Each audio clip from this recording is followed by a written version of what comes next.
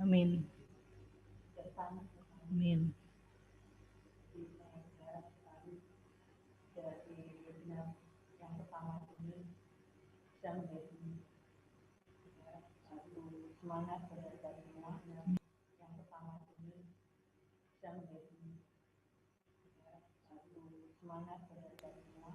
Amin. Amin. Amin. Amin.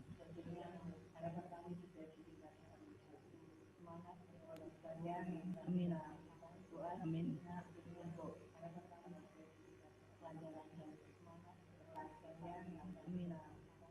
Amin.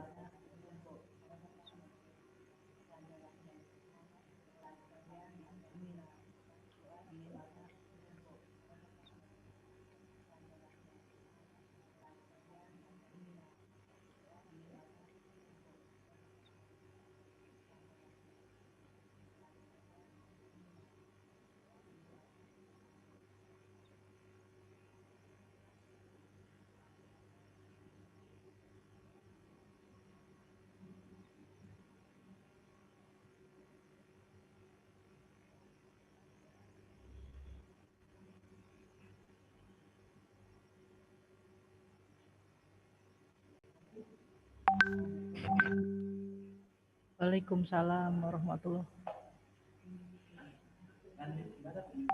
tadi saya kan Bu Hedi nggak dengar tadi, Bu Eni sama ibu-ibu yang di fakultas kan nggak dengar. Ya udah nggak apa-apa. Tadi saya kan Bu Hedi nggak dengar tadi, Bu Eni sama ibu-ibu yang di fakultas kan nggak dengar. Ya udah nggak apa-apa. Tadi saya kan Bu Hedi nggak dengar tadi, Bu Eni sama ibu-ibu yang di fakultas kan nggak dengar. Ya udah nggak apa-apa. Tadi saya kan Bu Hedi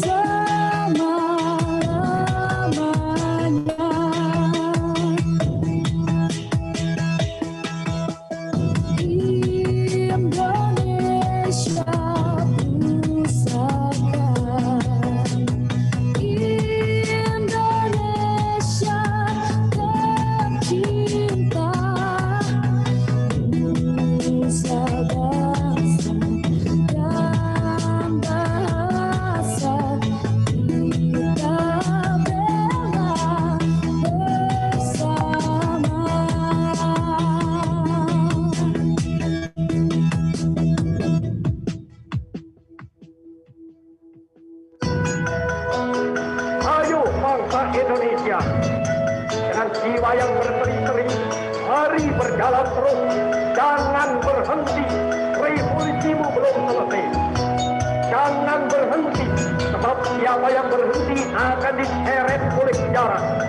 Dan siapa yang menentang corak dan arahnya sejarah, tidak peduli dia ada bangsa apapun, dia akan disiling, disilat oleh sejarah itu sama sekali.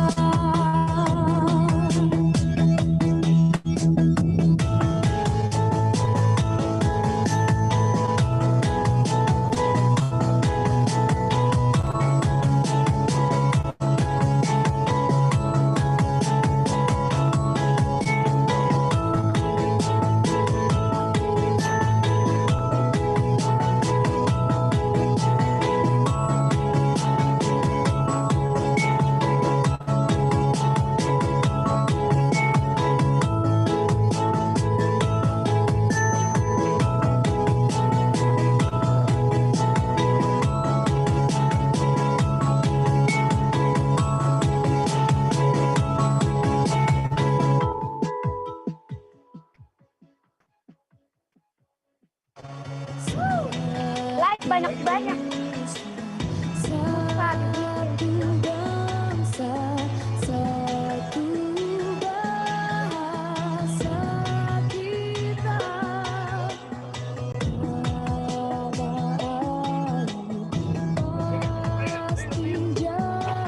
Aduh,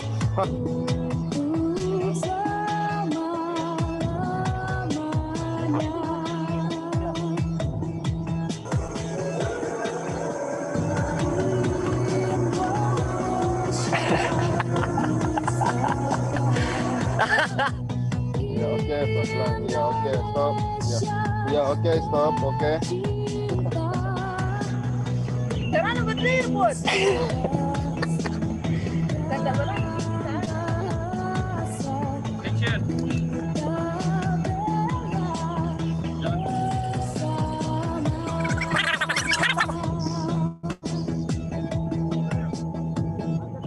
Dia para.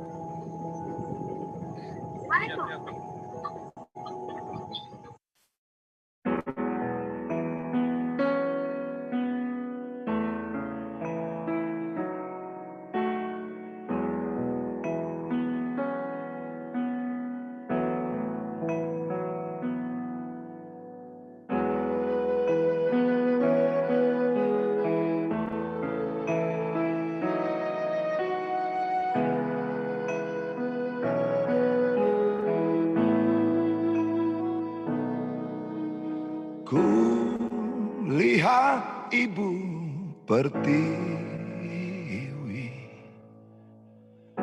sedang bersusah hati, air matanya berlinang, mas intannya terkenang. Hutan, gunung, sawah, lautan, simpanan kekayaan, kini Ibu sedang lara merintih dan berdoa.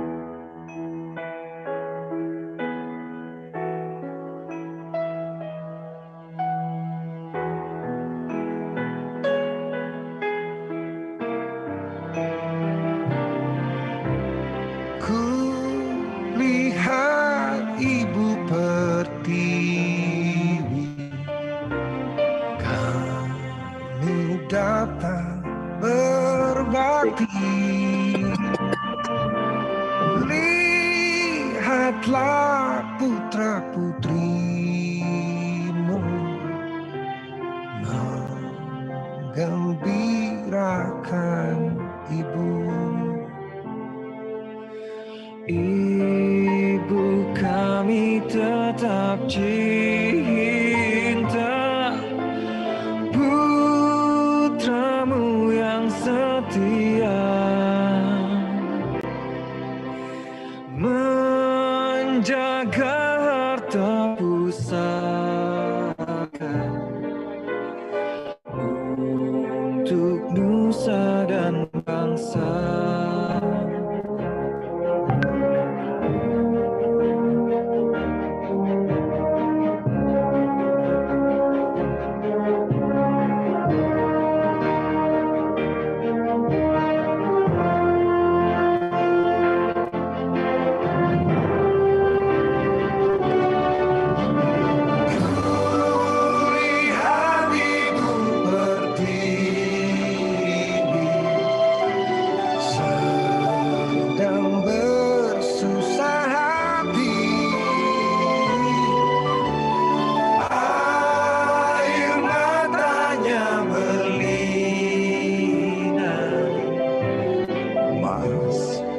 Intannya terkenal,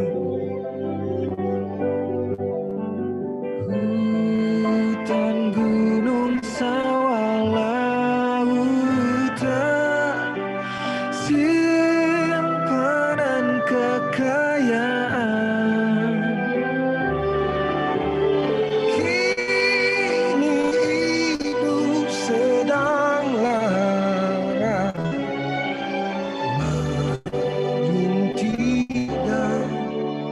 berdoa.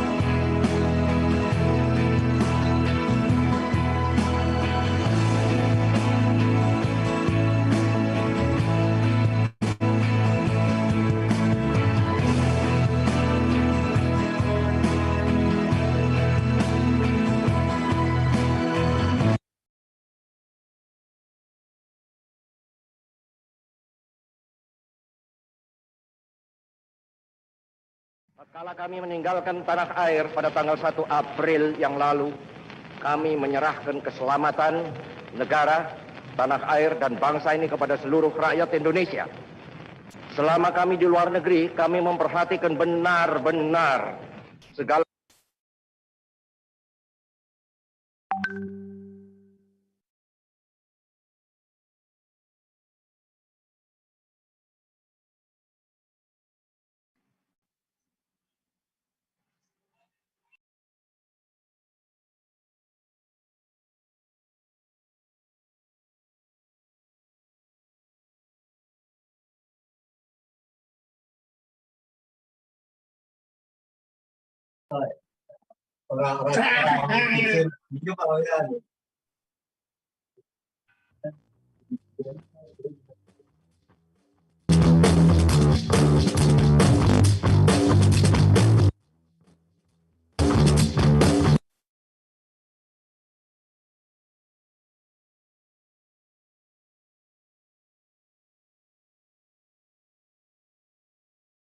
melalui pengembangan penelitian dapat ikut meningkatkan daya saing bangsa dan kesejahteraan masyarakat.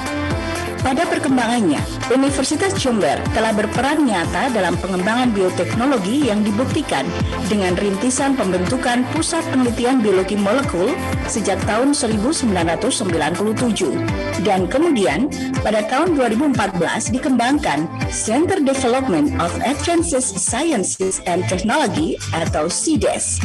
Sejak adanya perubahan OTK di tingkat universitas pada tahun 2017, diubah menjadi UPT Laboratorium Terpadu dan Inovasi CDES yang mencakup banyak kegiatan. Oleh sebab itu, pada 2016 dibentuk Pusat Unggulan Bioteknologi Tanaman Industri dengan tugas pengembangan bioteknologi tanaman industri yang ditujukan untuk lahan suboptimal. Pusat Unggulan Bioteknologi Tanaman Industri mempunyai banyak sumber daya manusia berkualifikasi profesor dan lulusan S3 atau doktor, difasilitasi gedung bertaraf internasional, serta dilengkapi dengan peralatan lengkap untuk pengembangan bioteknologi dan biologi molekul. Beberapa produk nyata dalam bioteknologi telah dihasilkan, diantaranya tebu PRG toleran kekeringan, NX140 prototipe tebu PRG produksi gula tinggi, dan Indonesia itu ada dua jenis PUI. Yang pertama itu adalah PUI yang di bawahnya itu adalah lembaga penelitian yang ada di kementerian-kementerian di Indonesia. Sedangkan kalau yang di bawah Kementerian Kemenristek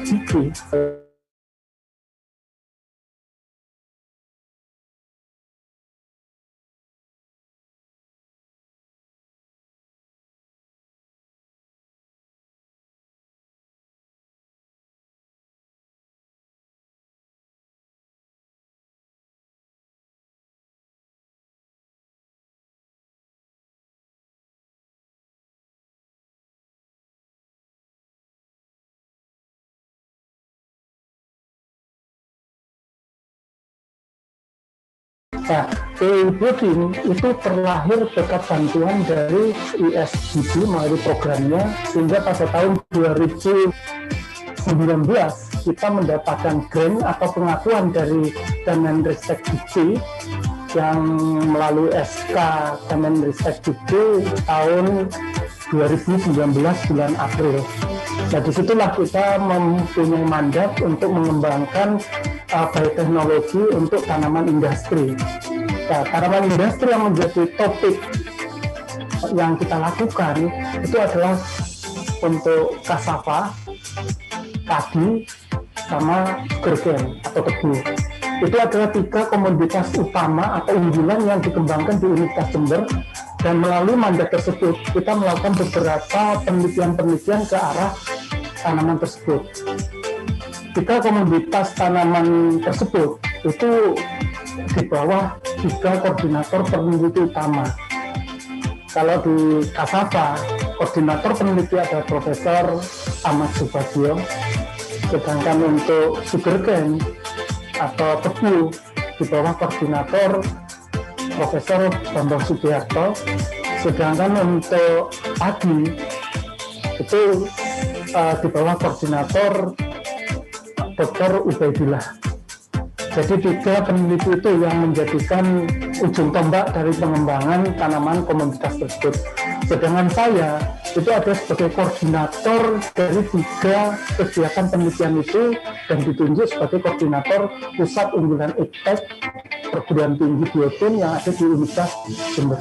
Saat ini, Pusat Unggulan Bioteknologi Tanaman Industri mempunyai 3 divisi, yakni 1. Divisi Ilmiah dan Pengembangan Produk, 2. Divisi Inkubator dan Bisnis, 3. Divisi Layanan dan Pelatihan. Selain itu, Pusat Unggulan Bioteknologi Tanaman Industri juga mempunyai laboratorium riset dan laboratorium yang dipersiapkan sebagai laboratorium uji yang terakreditasi. Di samping laboratorium kalibrasi sudah terakreditasi, serta Pusat Unggulan Bioteknologi Tanaman Industri juga mempunyai lahan uji terbatas untuk produk rekayasa genetik PRT. Sebagai pusat pengembangan bioteknologi dan biologi molekular, Pusat Unggulan Bioteknologi Tanaman Industri Universitas Jember mempunyai keunggulan komparatif dengan kekhususan pada pengembangan lahan suboptimal. Selain mempunyai beberapa produk unggulan yang sudah dimanfaatkan oleh mitra industri, seperti tebu PRG oleh PT Perkebunan Nusantara 11 Persero dan Mokaf oleh PT 3 Pilar Sejahtera. Pusat Unggulan Bioteknologi Tanaman Industri juga mempunyai banyak publikasi yang berskala internasional. Atas dasar potensi yang ada, sumber daya manusia yang berkualitas, dan sarana pendukung laboratorium yang lengkap, maka Pusat Unggulan Bioteknologi Tanaman Industri Universitas Jember mengajukan proposal sebagai Pusat Unggulan Iptek Bioteknologi Tanaman Industri. Berbekal ini, maka Pusat Unggulan Bioteknologi Tanaman Industri Universitas Jember berharap dapat meningkatkan produktivitas tanaman industri di lahan suboptimal dan mengembangkan iptek bidang bioteknologi sehingga dapat menekan impor, meningkatkan daya saing bangsa dan kesejahteraan masyarakat.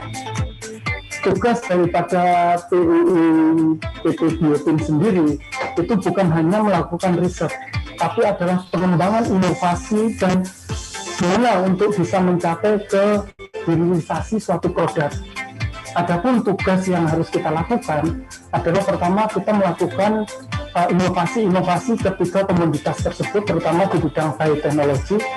Yang kedua adalah kita melakukan pembinaan UKM-UKM yang berhubungan dengan pengembangan komoditas 3 komoditas tersebut. Yang ketiga, melakukan kerjasama saintifik yang berhubungan dengan 3 komoditas tersebut. Sampai saat ini, selama 1 tahun, kita sudah melakukan suatu inovasi produk dengan menghasilkan beberapa produk, diantaranya adalah untuk komoditas tebu, telah menghasilkan tebu tahan kekeringan. Yang kedua adalah adanya mokaf dengan derivat tertentu, sedangkan yang ketiga padi dengan golden rice dan high amylose yang telah dihasilkan. Dan beberapa publikasi-publikasi yang menjadi tuntutan utama, terutama publikasi yang mempunyai level atau pada kualitas Q1 dan Q2, dan beberapa PVT atau buku yang berhubungan dengan pengembangan 3 komoditas tersebut. Selain itu, tugas kita ke depannya adalah melakukan suatu sosialisasi daripada produk atau inovasi yang telah kita hasilkan berupa pameran, dan juga kita juga harus meningkatkan juga kerjasama dengan luar negeri. Itu pun harus kita lakukan untuk pengembangan produk-produk atau inovasi apa yang akan kita gunakan ke depannya. Itu merupakan suatu tugas yang harus dilakukan oleh PUI PT Biotin sebagai koordinator unggulan yang ada di Universitas Jember. Alur pengembangan kelembagaan Pusat Unggulan Bioteknologi Tanaman Industri dimulai dari pembenahan manajemen, pembenahan website dan updating isi website, pembuatan dokumen akreditasi laboratorium uji berdasarkan standar ISO, pemutakhiran SOP, kalibrasi alat, pengajuan proses akreditasi, penyusunan dokumen paten, pengajuan paten, dan pemasaran. Pengembangan Pusat Unggulan Bioteknologi Tanaman Industri tersebut dilakukan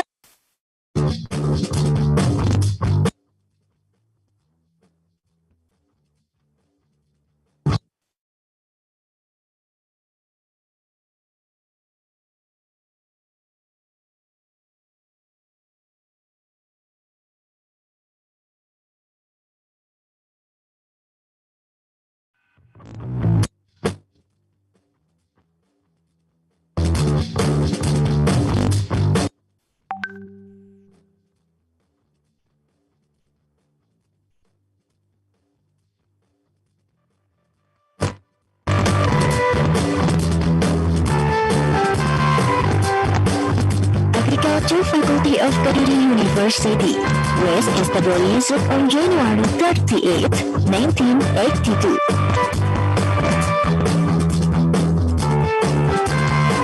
For decades, the faculty has graduated thousands of alumni from all over Indonesia.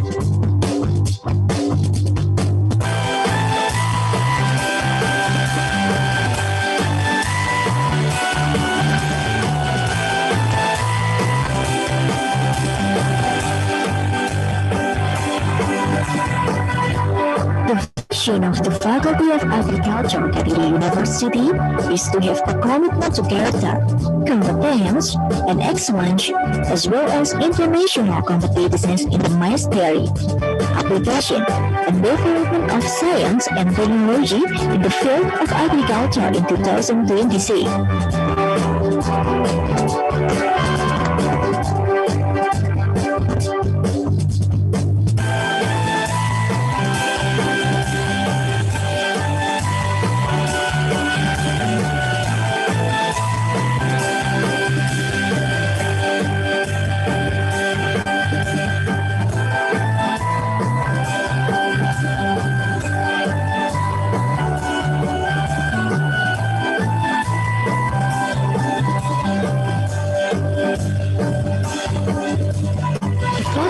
Agriculture Kadiri University has two study programs, namely the study program of agrotechnology and the study program of agribusiness.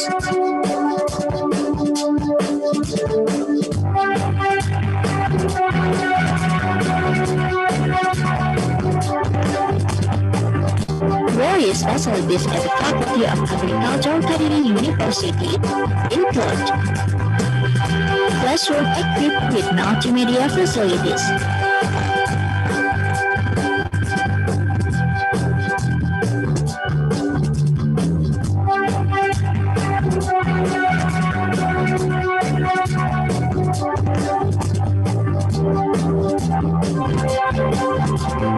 the laboratories include chemistry laboratory, plant laboratory, gas and disease laboratory, computer laboratory, agribusiness laboratory,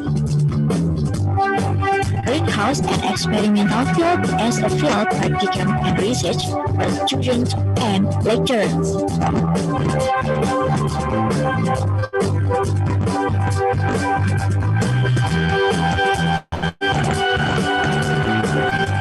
Library and reading room equipped with computer and internet facilities.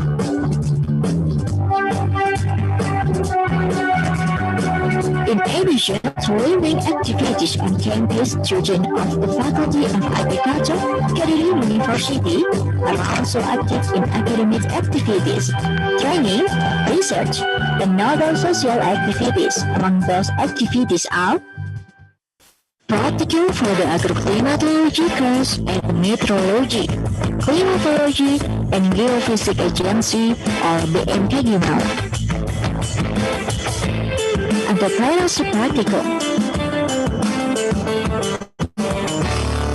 Practical field work at Kusuma Agrotourism in Batumalang. Training as an SPU facilitator engineer. In the Planning Community Service Program or KKN. Environmental social activities.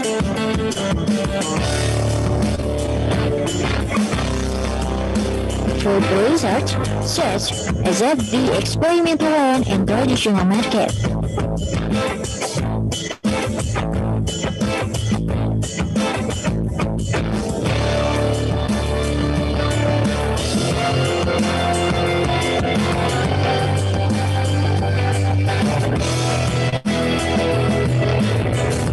Doesn't depend on humans, but humans do.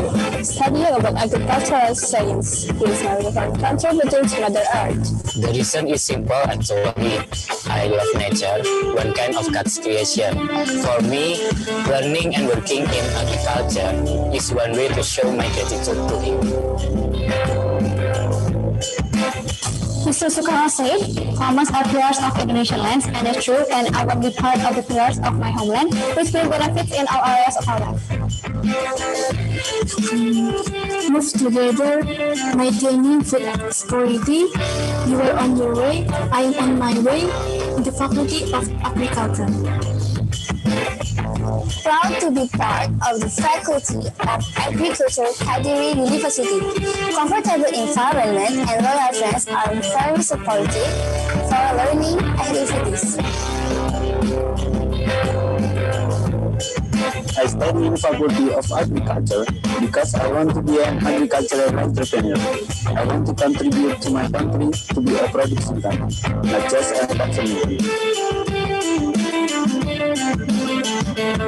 Agriculture Faculty of Kadiri University.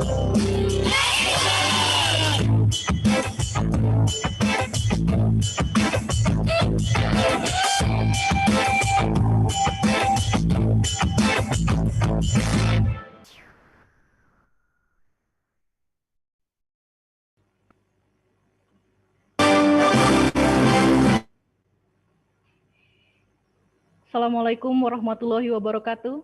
Good morning, ladies and gentlemen. Welcome to the first international seminar on sustainable agriculture for food security, or InSAFS, proudly presented by Agriculture Faculty of Kadiri University and co-hosted by Agriculture Faculty of Jember University, Indonesia. We welcome His Excellency, Rector of Kadiri University, Mr. Joko Raharjo, the Honorable Dean of Agriculture Faculty, Dr. Widi Artini, the Honorable Dean of Agriculture Faculty of Jember University, Professor Sutriyono, and highly respected all invited speakers and participants of this seminar. Thank you very much for registering yourself to join and attend this seminar to more than 450 registered participants from 13 different countries, including Indonesia, Egypt, Japan, Malaysia, East Timor, India, Taiwan, Mauritius, Philippines, Pakistan, Bangladesh, Canada, and Mexico. It is an honor for us to be able to gather lecturers, researchers, bureaucrats, government workers, students, and practitioners to discuss the topic of preventing a COVID-19 food crisis. Our moderator, Dr. Sigit Suparjono, unfortunately is unable to join us today. So on behalf of the InSAFS committee, I will be the MC and moderator of today's seminar. My name is Nina Lisanti. I'm very pleased to see you all here, and I hope you all in a good health and good condition, good vibe to discuss our common problem as well as common goal regarding the food security. Okay, without all further ado, I will start by reading the programs of today's seminar. I believe the InSAFS committee also had shared the scheduled programs or rundown to all participants via email. First, our first program is the opening ceremony by listening to National Anthem of the Republic of Indonesia. The second program is the opening and welcoming speech from the Rector of Kadiri University. The third program is the first presentation session by the first and second speaker, and then followed by the fourth program of question and answer session for the specific presented topic. The fifth program is the second presentation session by the third and fourth speakers, and then followed by the second question and answer session. Our last program is the closing and taking a picture together for all the participants and speakers. Ladies and gentlemen, in a short while, we will start the opening ceremony by listening to the national anthem of the Republic Indonesia. But before that, to all Indonesian participants, please stand up to pay our respect to our national anthem, Indonesia Raya.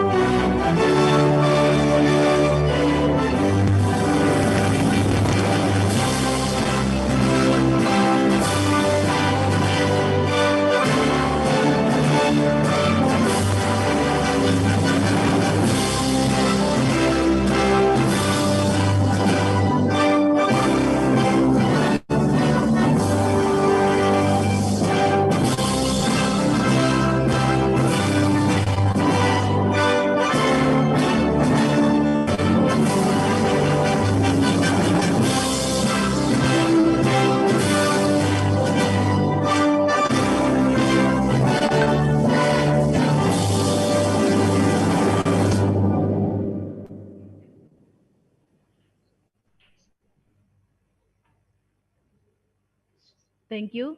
Please sit down.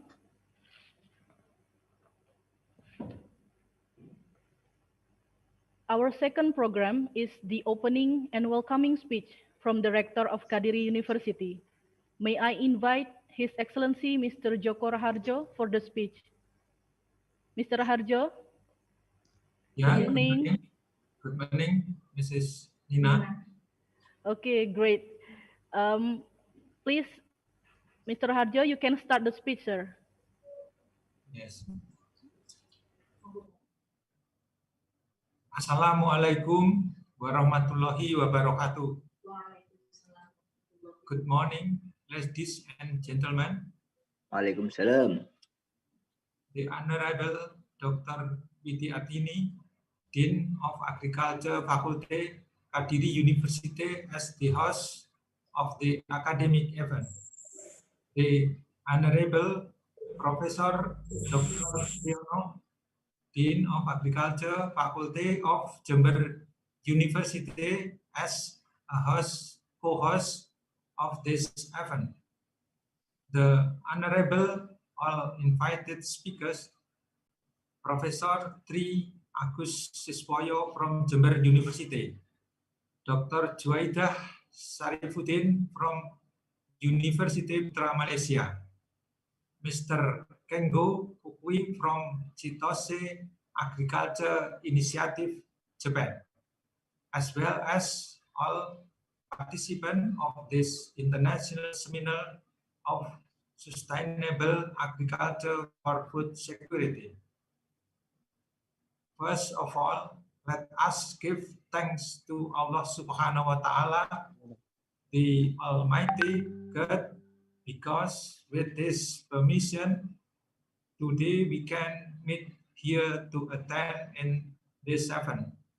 I truly appreciate the hard work and commitment of the committees of International Seminar of Sustainable Agriculture for Food Security, or InSAFS, to make this event happen.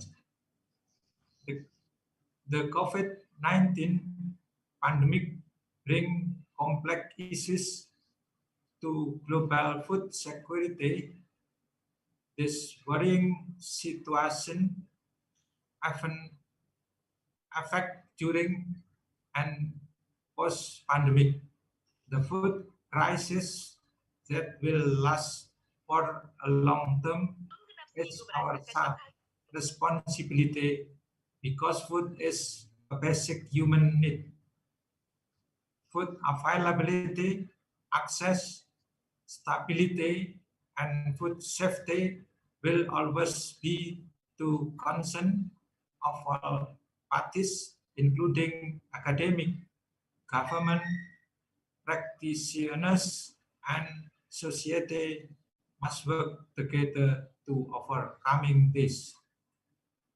I hope this great academic event is the first of the many for each coming year ahead. Ladies and gentlemen, with this seminar, we hope that we can take advantage of this opportunity to expand our knowledge in the sustainable agriculture and food security. Happy on joining this seminar. Hopefully what we do today will be benefit for all of us. Thank you. Good day and best wishes for all. Wassalamualaikum warahmatullahi wabarakatuh. Waalaikumsalam warahmatullahi wabarakatuh. Thank you very much, Mr. Joko Raharjo. Thank you. Now, okay, thank you, Mr. Now we will move to the main program, the presentation session. Before the presentation begins, I will read the regulation how the presentation will be going on. Each speaker has around 15 minutes to deliver his or her presentation material. During the presentation, we turn off all the participants' mic feature.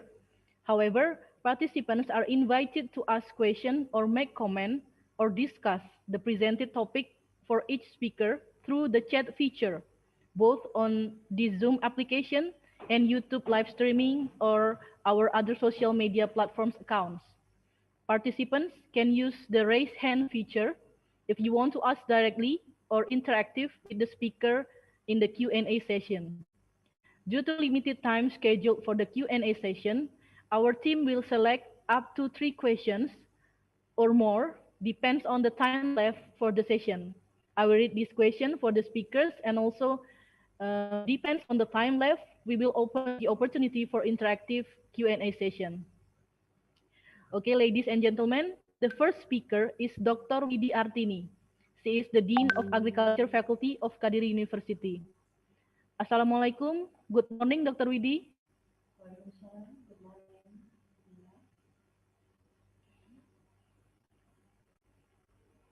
Hello, good morning. Good morning.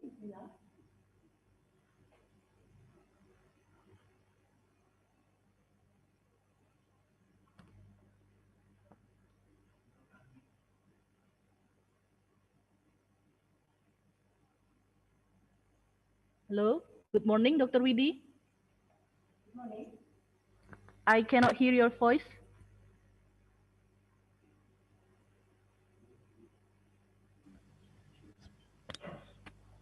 Assalamualaikum. Yeah, waalaikumsalam. Yes. Good morning. Good morning, Dr. Widi. Yeah. Are you ready for the presentation, ma'am? I'm fine. Yeah. Thank you. Okay, great. Please allow us to share brief introduction of you to the participants. Okay, thank you. Assalamualaikum warahmatullahi wabarakatuh.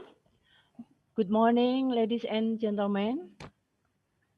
The Honorable Rector of Kadiri University, Mr. Joko Raharjo, the Honorable Speaker, Dr. Juwaidah Sarifuddin, Mr. Kengo Fukui, and Professor Triagus Siswoyo, and all participants of this seminar. Hope you all are doing well and healthy, welcoming this great event during this unstable situation of COVID-19 pandemic. Thank you very much for the chance given to me as the first speaker. Without further ado, I will start this presentation. This presentation is entitled Improving Household Food Security During COVID-19 Pandemic Through Home Gardening. In time of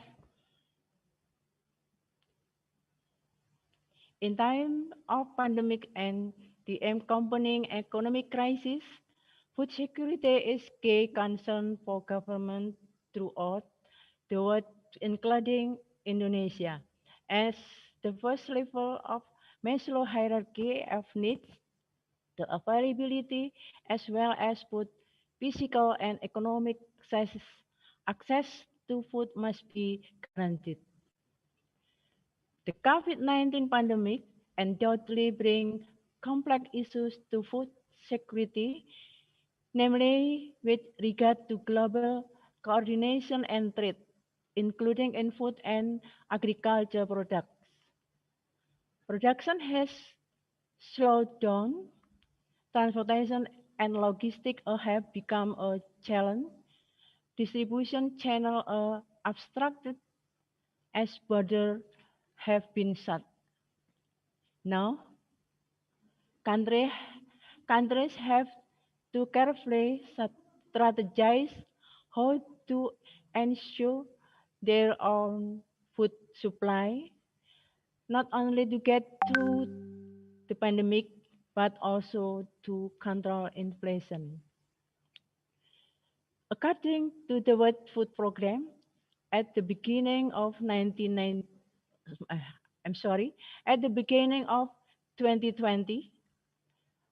135 million people around the world were already facing extreme hunger.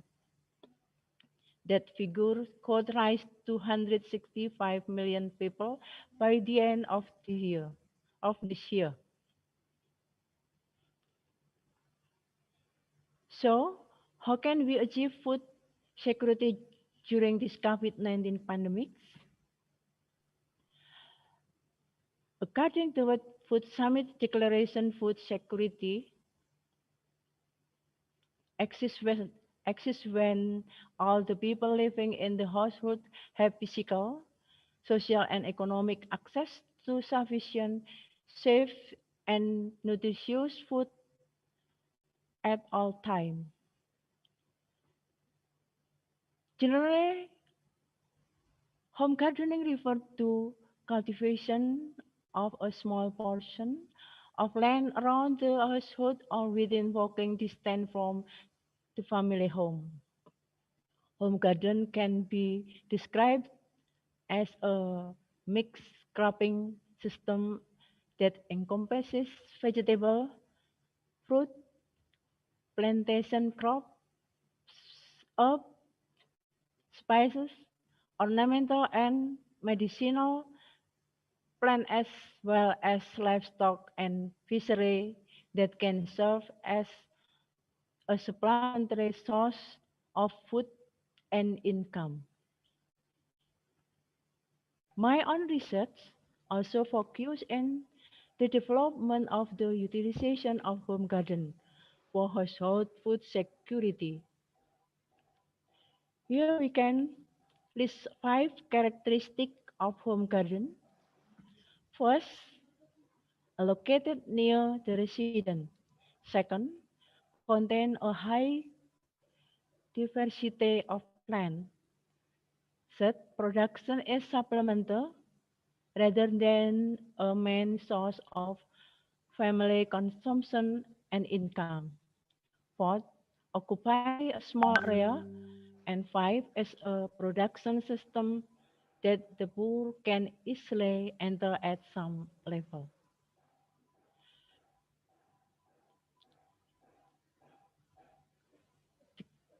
The key benefit of home gardening include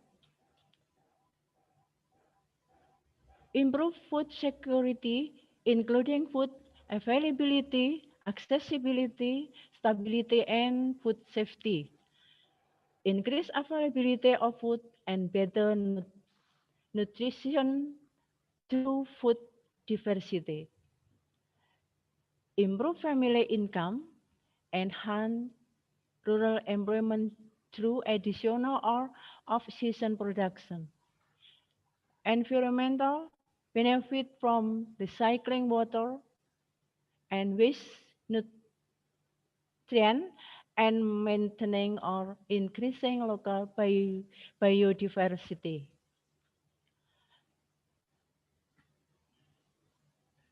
A number of research studies have focused on evaluating the potential or real economic contribution of home gardening to the household and local economy. A study from Nigeria reported that tree crop and livestock produce in home garden accounted for more than 60% of household income. In many cases, the sale of produce from home garden improved the financial status of the family, providing additional income. The fact that home production is less cost intensive and requires fewer inputs and investment is extremely important. Important for resourceful families that have limited access to production input. Crop and livestock production in home garden can generate as much revenue per unit area as field crop production. Where land constraints exist, innovative tools have been used to make efficient use of limited space. Among several constraints, the access to suitable and sufficient land to establish a home garden, along with lack of ownership and usage right of some form as the most important limiting factor. Recent trend of decoration plant shift the tendency of household, especially urban household, to grow flower and other decorative plant rather than food crop at their home garden. The other constraints include access to capital or credit, access to water, seed and planting material, weak extension and advisory services, access to labor, and access to market. Okay, I now want to raise one question for everybody. According to Global Hunger Index report, some countries still struggle with hunger at serious level due to pandemic. One top everyone's mind is the question, do we have enough food everyone to last us through the pandemic? The answer is yes, if we work together. In countries where the food chain is not secure and household food insecurity is a problem, governments, NGOs, and international organizations and the private sector should work in a collaborative manner to adapt development strategies to create conditions for economic growth with particular focus on the alleviation of poverty, food security, and sustainable agriculture system. Adopt special programs that will enhance productivity with a view to reduce costs and increasing and stabilizing production and income of the poor. Improve access to work opportunities or production factor. Increase employment opportunities, particularly in rural areas, by encouraging the private sector to augment such opportunities in agriculture, industry, handicraft, and business. Stabilize food supplies through adequate stockholding in the form of strategic and food security reserve as a first line of defense in emergencies. Strengthen planning of food-related assistance programs so that they reach the population in need without disrupting the local economy or local food habits. Encourage necessary research by governmental, international, and private institutions to promote household food security. Promote better general and nutritional education to eliminate illiteracy and improve knowledge in the selection of a safe and adequate diet and of food production, processing, storage, and handling techniques at all levels, especially the household level. And finally, before I close this presentation, I want to read the conclusion of my research related to the development of utilization of home garden for household food security. The problem of my research was how to build character and habit of rural and urban communities to practice farming in their home garden.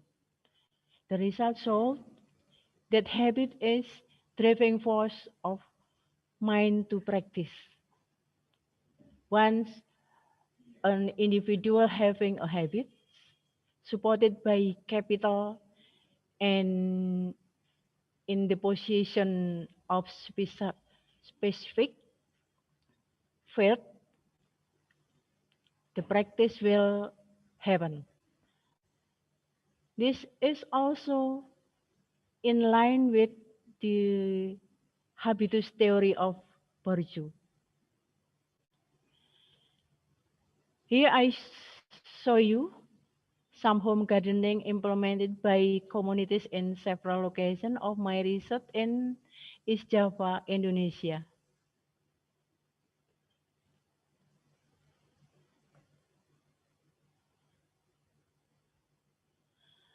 Okay, that's all my presentation. Thank you very much for your attention. Terima kasih. Arigato gozaimashita. Wassalamualaikum warahmatullahi wabarakatuh. Waalaikumsalam warahmatullahi wabarakatuh. Okay, thank you very much, Dr. Widi Artini. Please give applause for the interesting presentation about home gardening as the strategy to improve household food security during pandemic. Thank you very much. We continue to the second speaker, Dr. Juaida Sharifuddin from University Putra, Malaysia. Good morning, Dr. Juaida. Good morning. Hi, Assalamualaikum, Dr. Juaida. Waalaikumsalam warahmatullahi wabarakatuh. How are you doing? Fine, thank you. Okay, thank you for joining us today. We really appreciate it. Please allow us to share a brief introduction of you to the participants. Okay, we can see from the screen that we already shared. So Dr. Juaida Sharifuddin, she is an associate professor in the Department of Agribusiness and Bioresource Economics, Faculty of Agriculture, University Putra, Malaysia, or UPM. She finished her PhD in Cardiff University, United Kingdom, and her postgraduate Diploma of Social Science Research Method also in the same university. Her Master of Business Administration in University Putra, Malaysia, and her BSc in Business Administration in Drexel University, USA. And her qualification, her academic and administrative appointment, she is now the Deputy Dean of Academic Student Affairs and Alumni. She's also an associate professor, and previously she was a senior lecturer and tutor. And then her research area, her main interest in research is in agribusiness marketing and consumer behavior towards agro-related and food products. To date, she has secured research grants worth more than 200 million ringgit Malaysia to conduct 5 projects from University Putra Malaysia and the Ministry of Higher Education Malaysia. She has published and presented papers at both local and international levels, mainly in the fields of agribusiness, marketing, and consumer behavior. To date, she has authored and co-authored about 35 journal articles and presented 40 conference and seminar papers. She has been involved in 5 consultancy projects at the national as well as international levels. For example, Malaysian Institute of Economic Research, Majelis Agama Islam Wilayah Persekutuan, the Southeast Asian Regional Center for Graduate Study and Research in Agriculture, Economic Research Institute for Asian and East Asia, and Malaysian Palm Oil Council.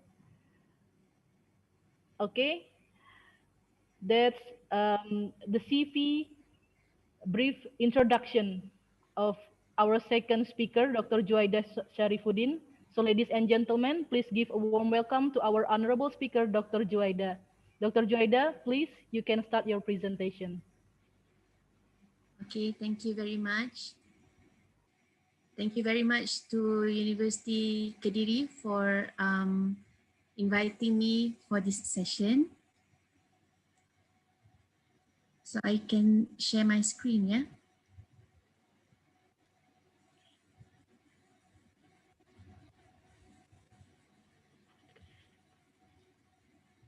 So can you see this? Yes, we can see it. All right. Okay, thank you so much.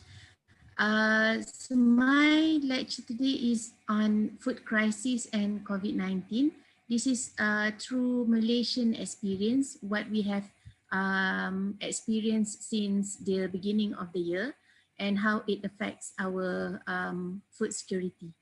So if we look at the COVID-19 pandemic in Malaysia, the first case that we have in Malaysia is in January, but we did not had many chance to react during this time.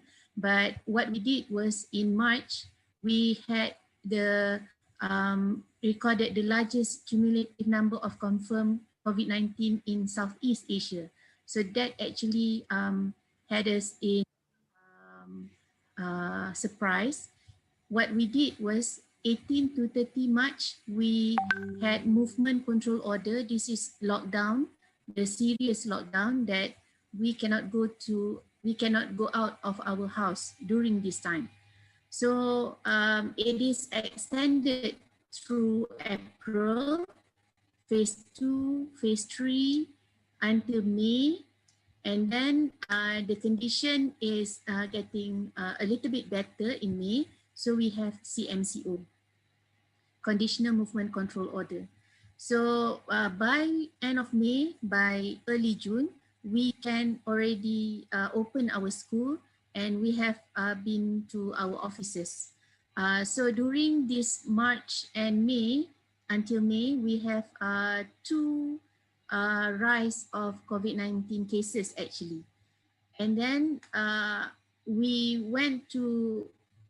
everything went back to normal, June, July, but then we had one situation where we have our voting time in Sabah. So it actually increased the cases back after that. So what we had to do in October is because of the rising cases again. So we are stopping our schools and universities until early 2021. So right now, actually, I'm at my home. We have to work from home, but because of severe effect on the economy from March until May, so we had conditional movement control order now, whereby we closed offices, schools and universities, but then the economic activities are still allowed. So this is the current confirmed cases in the whole Malaysia, but actually we have reached 50,000 by today. So, well, it's not as much as other countries, for example, like Japan or Indonesia, but it concerns us because the how it affects and how it spread is very fast. So we are trying to control that. So our border is not open yet. Even to our postgraduate students. So our agriculture and food sector is that it reduced agricultural labor because people cannot go to work. That's one of the things during the NCO in March. But then until now, the effect is when we close our border, the workers from other countries that we relied on cannot come back. So we have problems in our labor shortage. And then it's broken our food supply chain. Even with the imports of food, it has reduced because COVID-19 also affected other countries. We have limited access to agriculture inputs during the MCO. It's also difficult to sell agriculture produce, even though the economy is open, but then the reduced number of workers in the industry has made it quite hard for the farmers to receive agriculture inputs, and then also selling the produce. exports were not allowed during the March until May period, but then now it's open.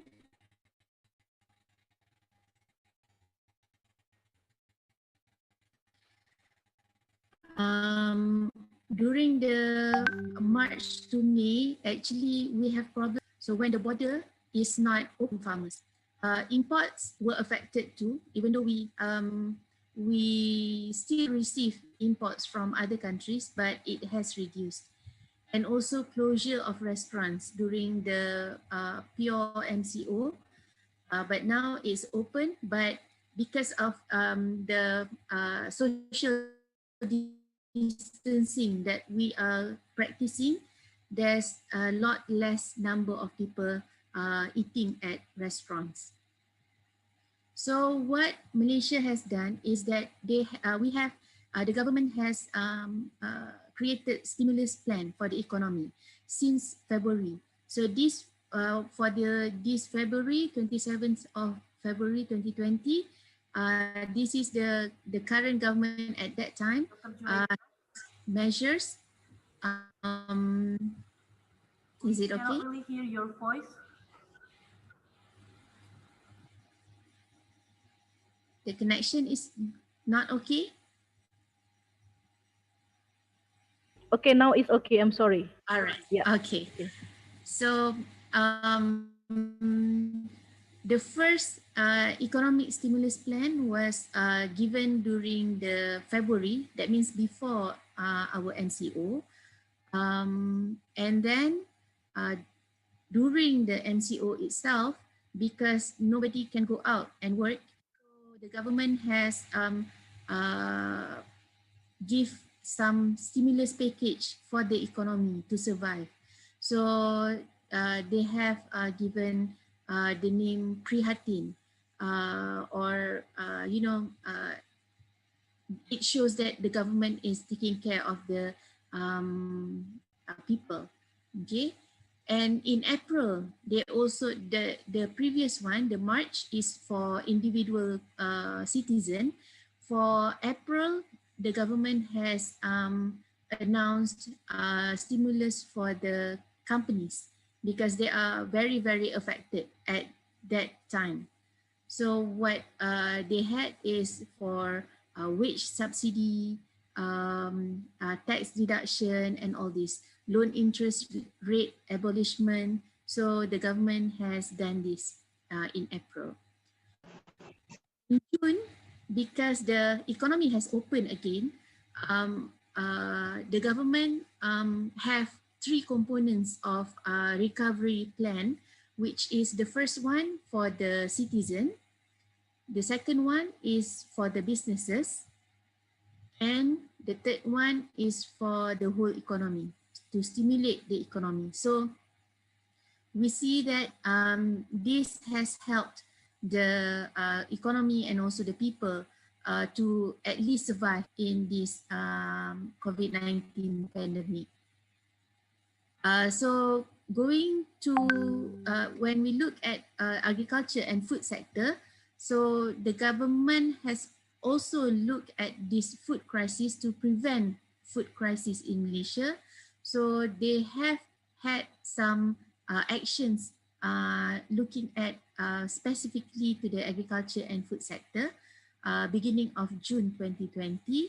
So they have loans and then they change the tenure of loan, how you repay back, and then as what the first speaker said just now, home garden, this is also on urban farming, is the same thing as home garden. So we are also trying for, people are staying at home. So why don't they use that time to practice urban farming? So this is what the government has done for the agriculture and food sector. We have established Cabinet Committee on Food Security to make sure that food crisis will not happen that severe in Malaysia. We also have assistance under economic stimulus, package and recovery plan, automation and digitization, the government give many things to make sure that farmers can sell online, and also for the shoppers, for the consumers, it's easier for us to see what we can buy from the market through online medium. And then future programs will look at agri-entrepreneurs, for young adults and graduates, and improvement on e-commerce, like I said just now, and also having private partnerships with the private companies, not only relying on the public with the government. I don't know what happened to my slides. Okay, but you look at the effect of COVID-19 on economy. What I can tell you is that if you can see, Dr. Juaida, yeah, maybe you can stop share and then reshare, because yeah.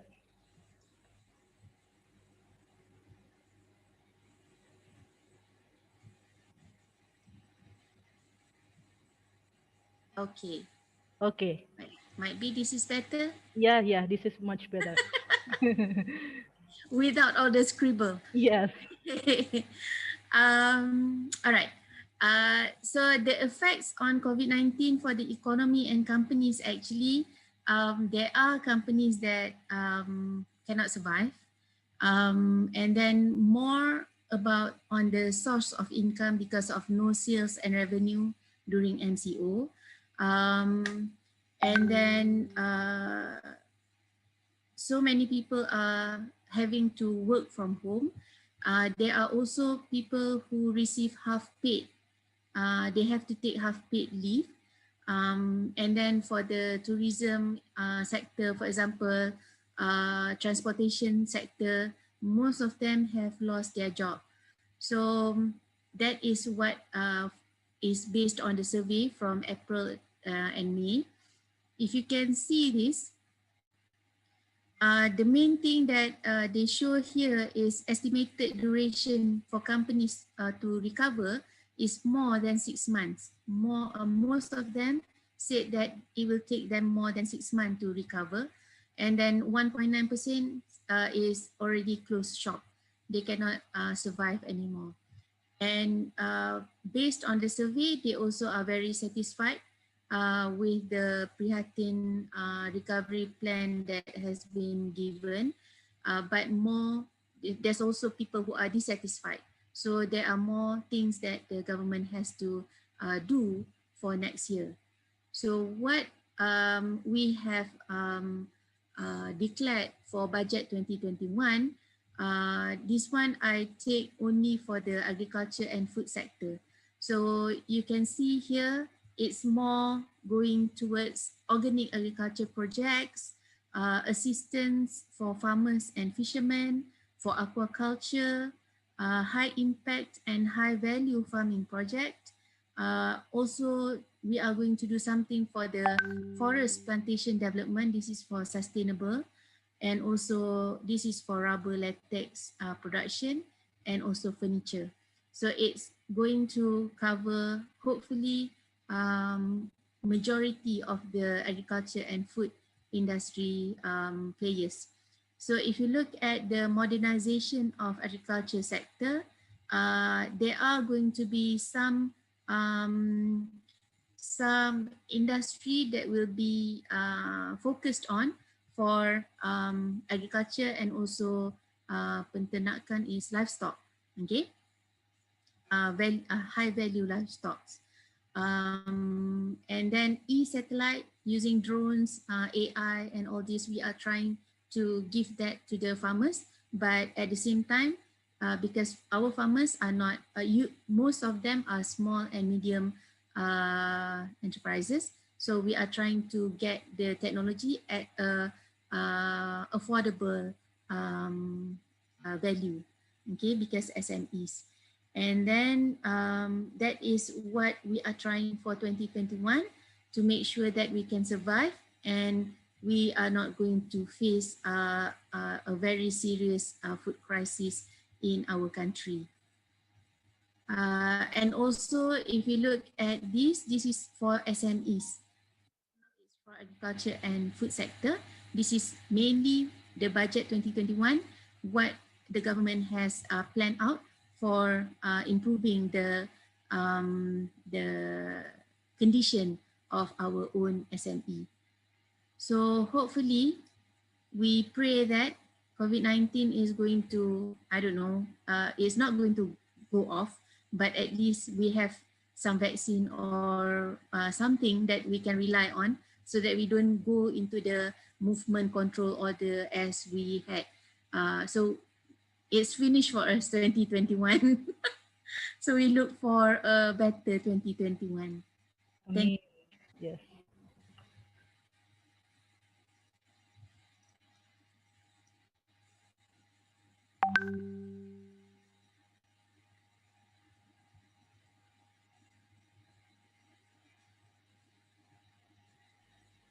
Okay, thank you very much, Dr. Juwaida. Yes. Participants, please give applause for Dr. Juwaida. Thank you. From what Dr. Juwaida shared with us, we understood that Malaysia government is totally, seriously pay attention and focus in anticipating and coping the problem regarding food crisis by preparing large amount of funding, especially, if I'm not mistaken, for organic farming in the country. Okay, thank you very much. Now we open the question and answer session. As we already listened to previous presentations, both of our speakers discussing strategy in preventing a COVID-19 food crisis in the side of social and economic. So as I mentioned earlier, for this session, our team has selected several questions from the participant for both of Dr. Widi Artini and also Dr. Juwaida. I will read the first question. The first question is for Dr. Widi Artini. This is from Facebook, from our Facebook account. This is from Faci Gunawan Saleh from the University of North Sumatra, Universitas Sumatera Utara. This is for Dr. Widi. The question is, Dr. Widi, is it still relevant to the current role of agriculture extension agents with the home gardening program to support family food security? Maybe Dr. Widi, you can start to answer right now. Are you ready to answer, ma'am?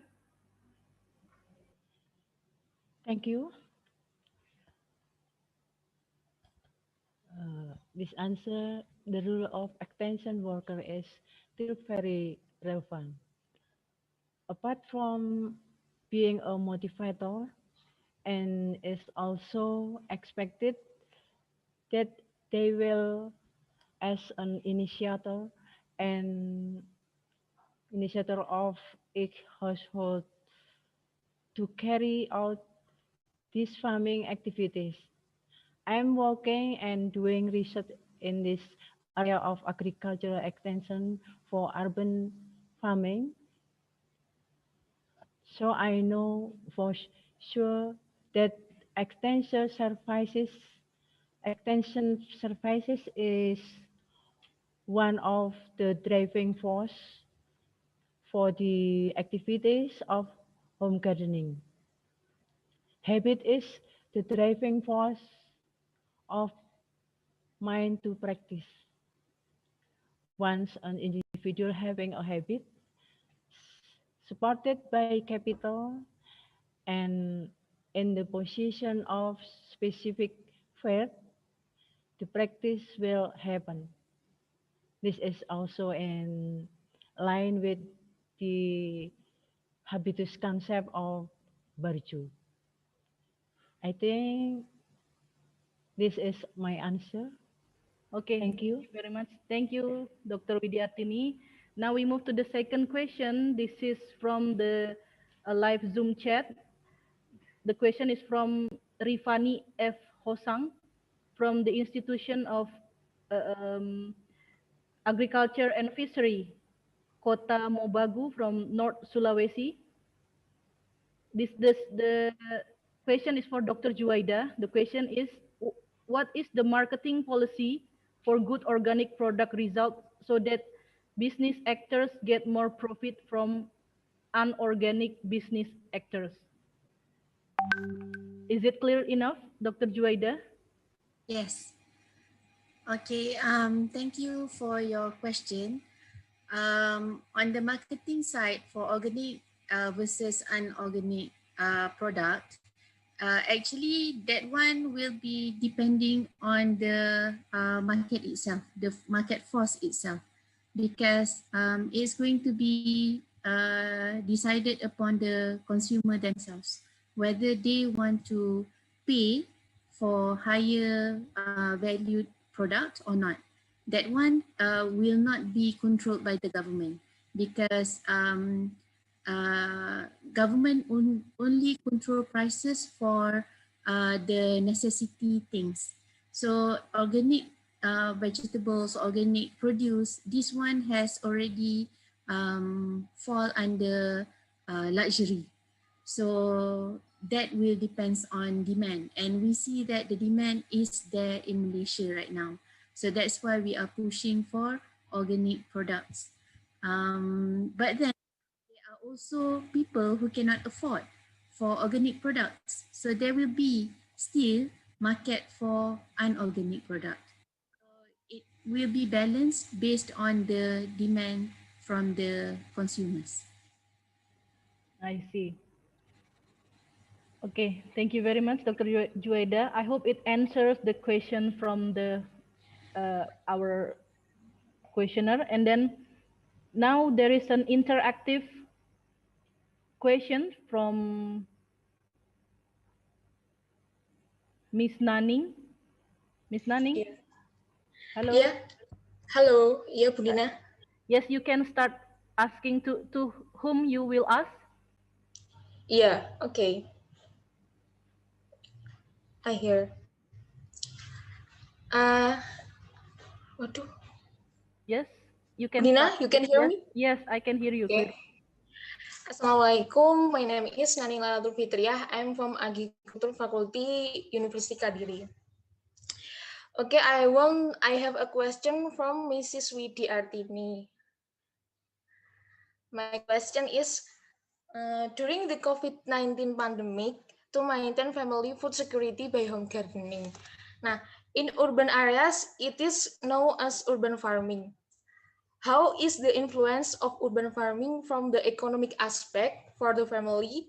Does it provide benefit about home gardening in for family in economic aspect? Is it clear enough, Dr. Widi? Yes. Okay, thank you for your question. I think I already mentioned in my presentation, the small land area of garden in urban communities is not as large as home garden in rural areas. However, on a small scale or urban farming can meet household food needs as a complement to basic food. For example, if the household plant medicinal plant such as turmeric, when needed in small amount for herb or herb, or medicine, this household does not need to spend money. Another example is vegetable. A household with a family of 4 can fulfill their vegetable needs with 2 large polybags. This is my answer. I hope you can Yeah, thank you. Thank you, Miss. Thank you, Dr. Widi. Yeah, I think it's already answered Naning's question. Yes. Okay, I thank think you, enough. Miss Naning. Okay. So now we move. Is there any? Okay, we have one more question. This is from the Zoom chat, also live Zoom chat from Aksal Mursalat from University of Muhammadiyah Sidenreng Rabang. The question is for Dr. Juwaida. So he want to ask how to change the mindset of village communities from carrying out the traditional buying and selling process by using e-commerce. Okay, Dr. Juwaida. Okay, thank you for that question. That's a good one. Actually, whether or not people are going to use e-commerce, it depends on the facilities itself. I think that in Malaysia, it's very successful because the company themselves, the transportation companies, the postage, we have Post Laju, DHL, we have many coming up companies that make sure that the product that we want to buy can reach the consumer the next day or the next 2 days. Or there are also companies that can send and you can receive at the same day, during the same day. So if that is not available, then people cannot use e-commerce. And also the second thing is on the trust that we have on the system where we can pay online. Right now, we trust the system that we have in our country, and also because of COVID-19 and some of the people don't have bank accounts or they don't trust the transaction, online transaction. There are people, the sellers that offer service for cash on delivery. That means they go and deliver and then only they pay, the consumer pay in cash. So that are the things that you need to provide first, the facility. Then only consumer will be there to use that facility. If not, then it's that means it's not only from the seller side. There has to be people who try to improve the supply chain, how to deliver the products from the seller to the consumer. And then the problem that we have during MCO is because the main things that we buy through e-commerce is normal products. But when it comes to fruits, vegetable, perishable item, then we can see the sellers are not prepared yet. When we receive the fruits, it's become mushy. It's not fresh anymore. I see. That are the things that needs to be improved on. So it relied on many players in the market. Thank you. Okay, thank you very much. So I think it answered the question of our questioner. So provide the facilities first. Right? Thank you very much, Dr. Juwaida. Now we move to the second presentation session. Firstly, I would like to give the time to our third speaker, Mr. Kengo Fukui from Chitose Agriculture Initiative, to present his material. Hi, Kengo. Good morning. Good morning. How are you doing? Great. Thank you. Great, thank you. We really appreciate you spend your time to join us today. No problem. Okay, please allow us to share a brief introduction of you to the participants. Okay, now we can see from the screen, Mr. Kengo Fukui is an executive officer or CEO office of Chitose Bioevolution Japan. He is also director of Chitose Agriculture Initiative. I hope I mentioned it, I pronounced it correctly. Yes, Chitose. correct. Okay. Correct. Okay, since his graduation as Master in Computer Engineering, he has over 15 years of industrial experiences, mostly in finance and biotechnologies. He first started his career in boutique investment firm, now SBI Investments, where he experienced early stage investment, hand-on support, and fundraising in life science and novel material industry. After his short stay in investment banking sector, he joined Neo Morgan Laboratory, now Chitose Laboratory, as a first member after the current CEO took over the management. Since then, he worked with side by side with CEO to develop the company into one of the most reputable biotechnology company in Japan. His early role was to arrange the collaboration project between Neo Morgan Laboratory and US or European partners. Since 2015, he has been stationed in Singapore to lead the holding company operation, where he enthusiastically works on fundraising, where he led approximately 20 million US dollar amount of fundraising for Chitose Group. His expertise is in investment, cross-border business development, designing in versatile areas of biotechnologies. So thank you so much. Yeah. Thank you so much for your introduction. Yeah. Please, you can start your presentation. Okay, great. First of all, thank you so much for the introduction. Ladies and gentlemen, good afternoon. My name is Kengo Fukui from Chitose Bioevolution. First of all, I'd like to thank the organizer for inviting me to this event. I'm very honored to take the third speaker role. And today, I would like to give you a quick introduction to Chitose Laboratory. But before then, unlike other speakers, I am not from the academic institute nor like a government institute. So I will be talking about more about how the technology can contribute to food security and how we see this Southeast Asia as our opportunities. So without further ado, I'd like to start my presentation. I hope the slide is now shared too. Yes. Okay, great. So just, I think, first of all, I would like to start off from who we are, what Chitose does. So we are the group of company engaged in industrial and agricultural biotechnology. We have a multiple platform technology, microbial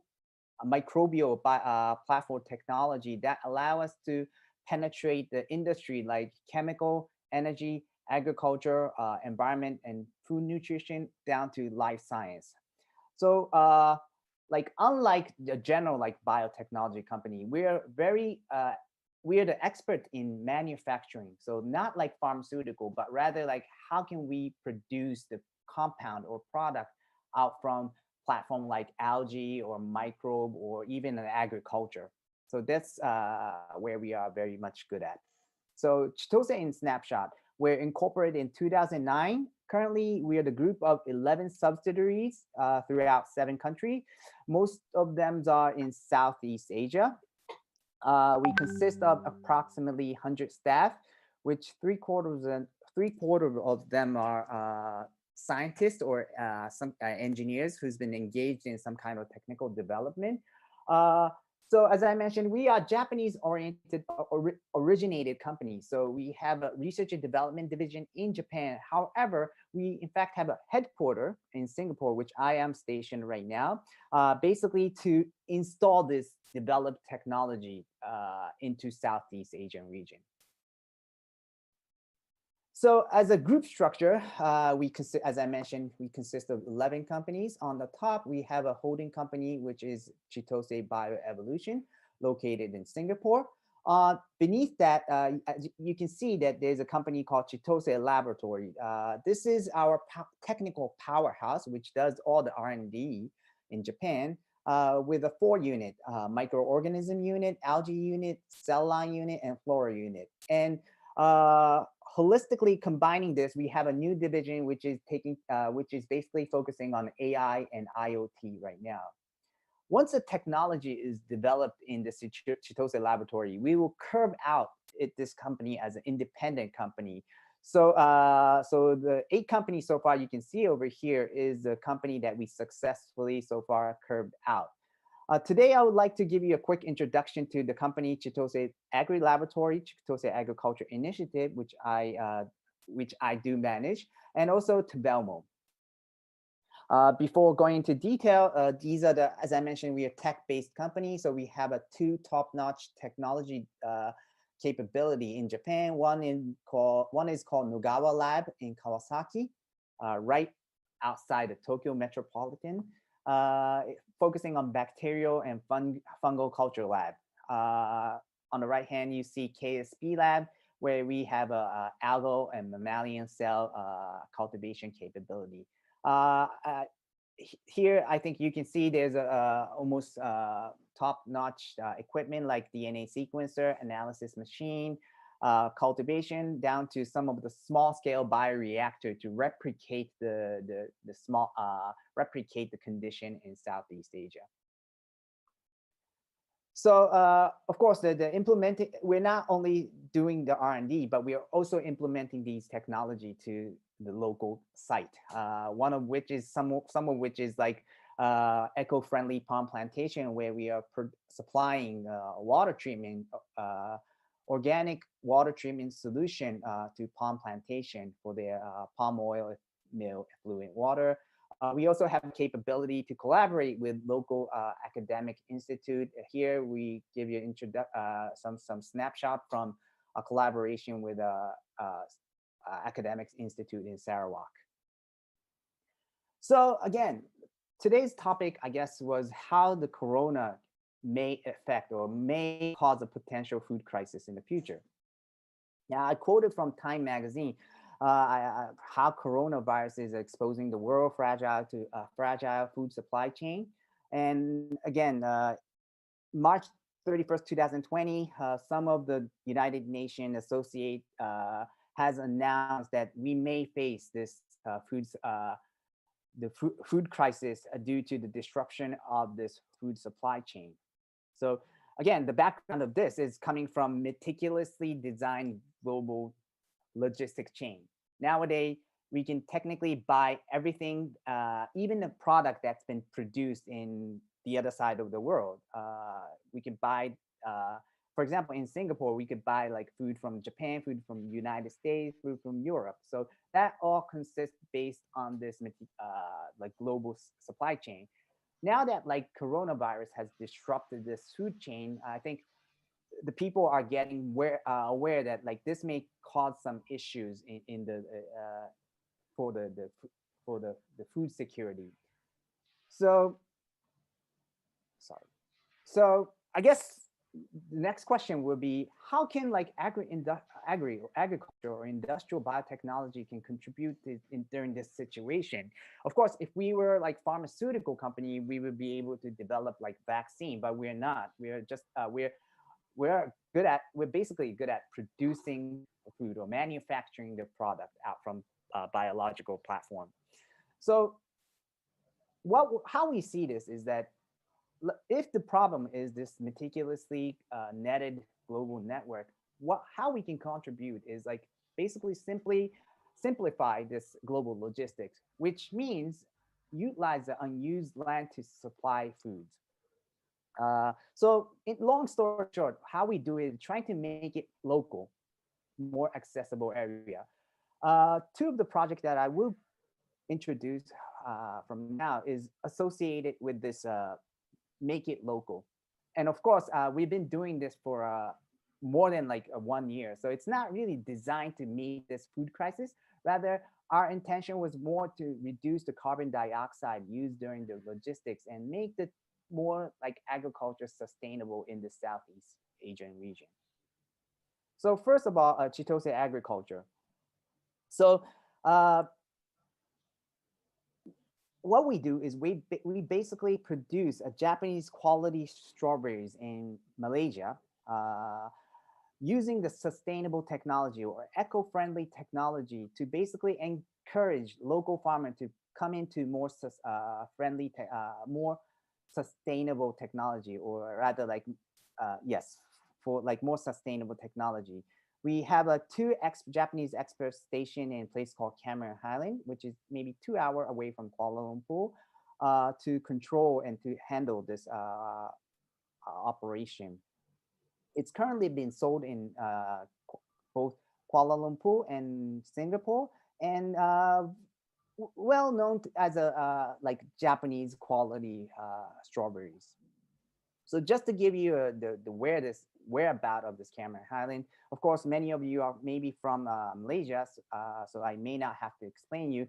But again, it's Cameron Highland is 2 hours away from Kuala Lumpur, 2 or 3 hours away from Kuala Lumpur, which is located in the highland. So the altitude is 1,300 to 1,600 meters. The place has a sufficient amount of sunshine, ideal range of temperature, and of course, because it's a highland in tropical region, we're taking the upper benefit of stable season throughout the year. So actually, we're not the only like company that has tried this agricultural project in Southeast Asian region before, but most of them are like are basically like has each perspective and has been facing their own challenge. For example, like if the player was a farmer, they have a difficulty, unable to penetrate the market for the quality food, or unable to find the agricultural material that is necessary to produce a product, unable to control the pest, or like unable to deal without the scale. Whereas in this, as a case of a distributor, they will also face like some situation like unable to collect enough goods from local farmer to fill the cargo, or they can't ask local farmer to basically abide by the instruction that they made. Or even like some case like they face a situation like high logistics. Even retail has some challenge where like unable to penetrate the local market. Information consumer require is different from like Japan. So these are like several like frequently faced challenge that Japanese company face upon having the activities in Southeast Asian region. So how we solve this is basically quite simple. We do everything by ourselves. So controlling every value chain from production down to retail, so that we would be able to convey this, not only the quality, but also the message, and still secure the quality. To do this, I think we have been we have like three pillars of I think capability, which one is a production, integrated tropical farming management. Second is, of course, controllable logistics flexibility. And the third is on-demand information supply and information supply and feedback system.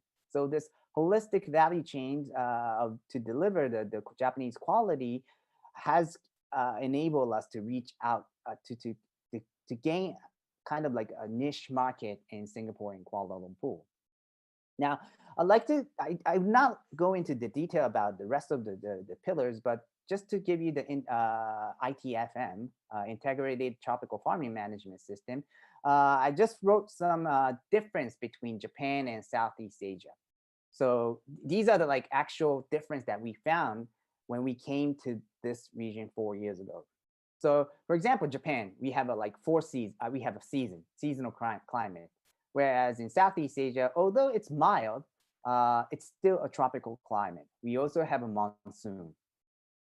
As a labor force in Japan, we have access to the seasonal labor force, which usually the housewives who continuously engaged in the same activities like packaging or picking. Whereas in the case of Malaysia, most of the activities or most of the operation is handled by foreign labor source with limited experience. Other thing is like fertile soil. We have a variety of agricultural solution in Japan, whereas we have like a limited water source or less concern in like environmental impact or limited agricultural solution in Southeast Asia. To tackle this, we have like created like 3 pillars of system where where enable us to produce the high quality product over here in Southeast Asia. Which one is, of course, R&D, research and development. These consist of like selection of breed, improvement of cultivation using the organic solution like pollination technology or pest control through controlling the organic predator. Although we are not organic, we try to minimize the use of like synthetic chemicals or fertilizer to basically produce this product. Of course, these will be installed into production or reflected into production. So we have a temperature control system. We have we also have a labor control system, which enable us to basically to work together with the local, some of the foreign labor source, which even has no capability to speak the same language. Of course, one of the important part we see is how can we spread this? How can we spread this activity to the other farmers? So we also place the importance on education. So we do the tech transfer and also the contract farming to secure the profitability of each local farmers. I would just skip this part, but we also have our controllable logistics. We enable us to deliver the product in the Japanese quality. And we also have and again, it's been currently commercialized in Singapore and also in Kuala Lumpur. These are some of the partners that's been using our product. You may see Ruffles Hotels in Singapore is using, Marina Bay Sands is using.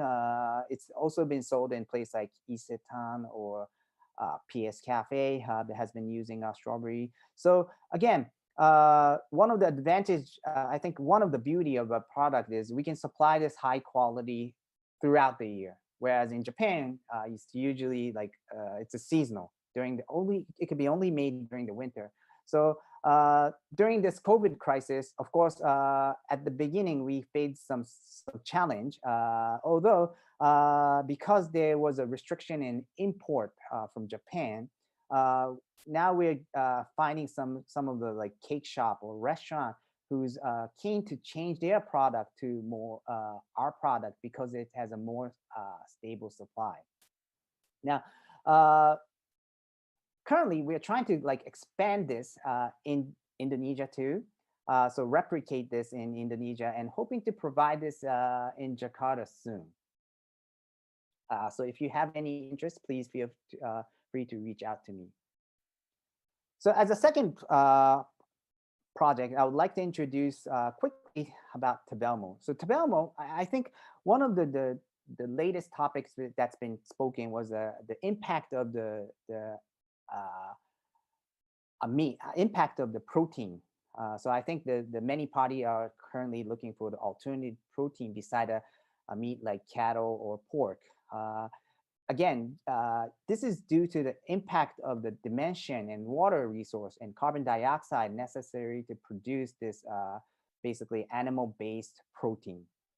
I think, therefore, many of the players or many of the industry partners are shifting toward plant-based protein, which is based on a corn or soybean. Still, in Southeast Asia, there's only limited area where we can produce these two major plant-based protein sources.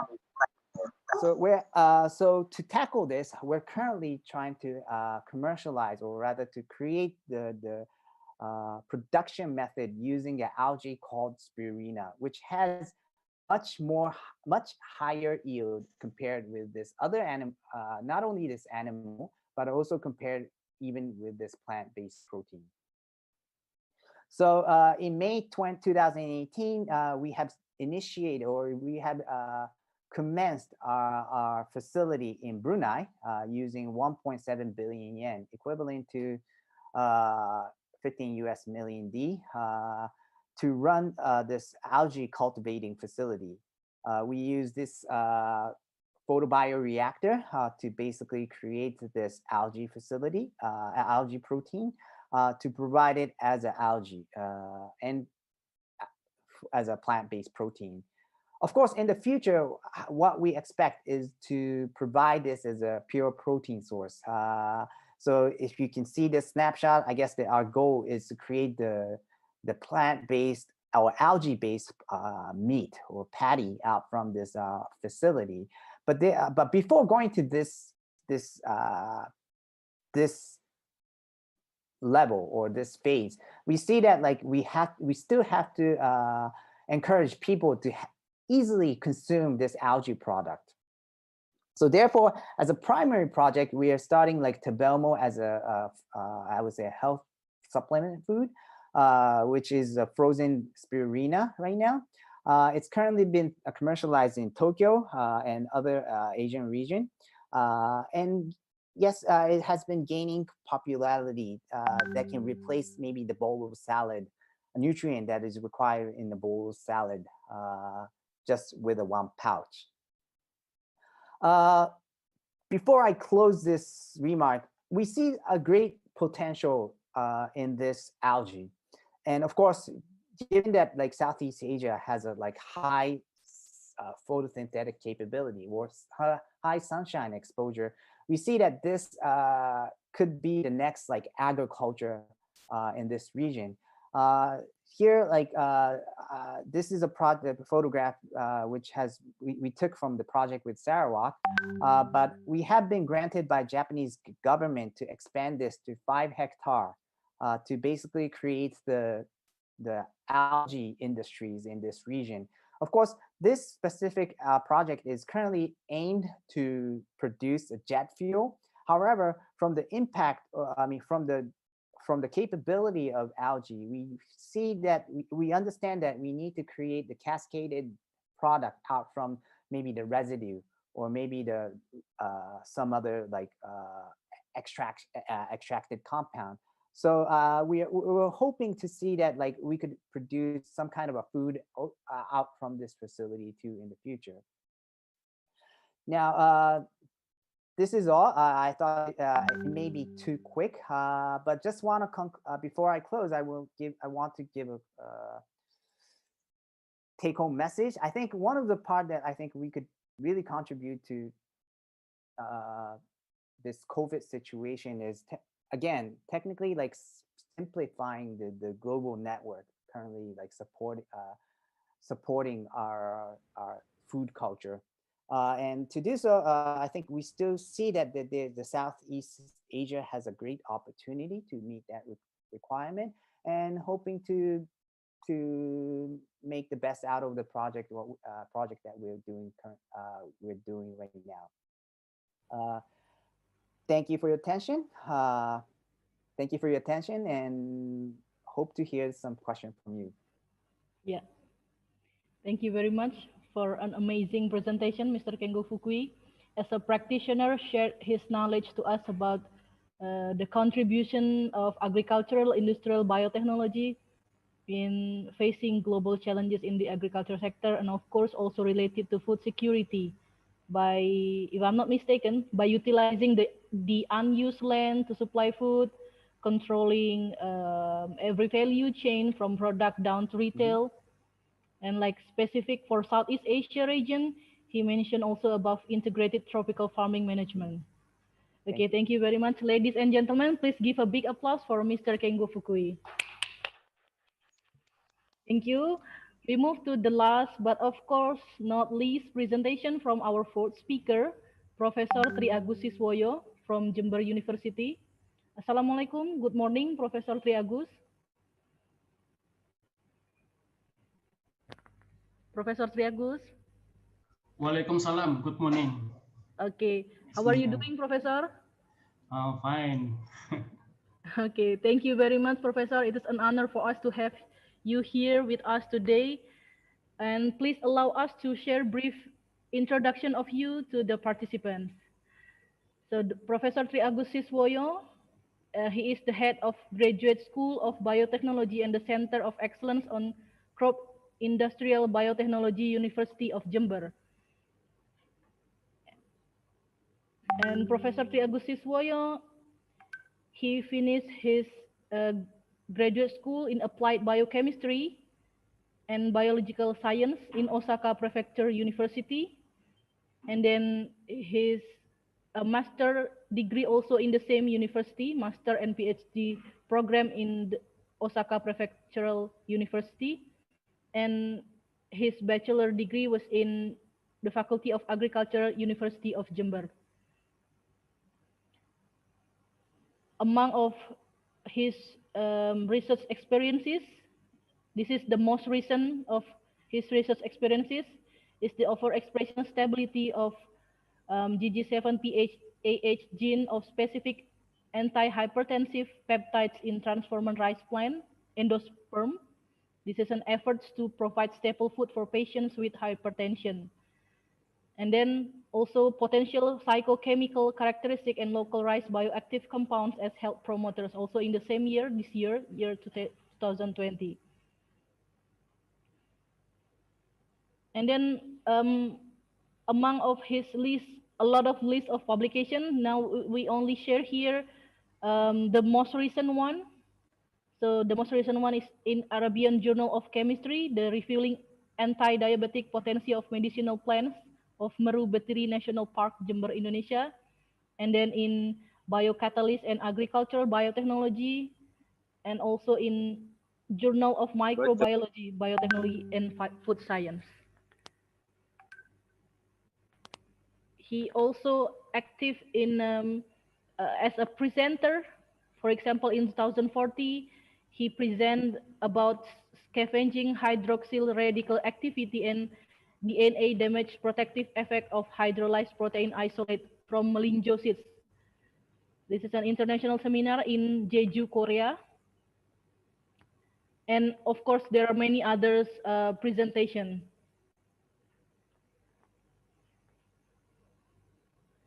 He also had several awards. For example, research fellow at Meiji University, Nagoya, Japan, and also at Gyeongsang National University, Korea, and training course on the excellence on technology and innovation at Nottingham University, United Kingdom. His professional membership include Indonesian Protein Society, and then Perhimpunan Biokimia. This is biochemistry and molecular biology association in Indonesia. Also, the biotechnology study program association, and also council member Asia Oceania Human Proteome Organization. So, ladies and gentlemen, please give a warm welcome to Professor Tri Agus Siswoyo. Professor, please, you can start your presentation.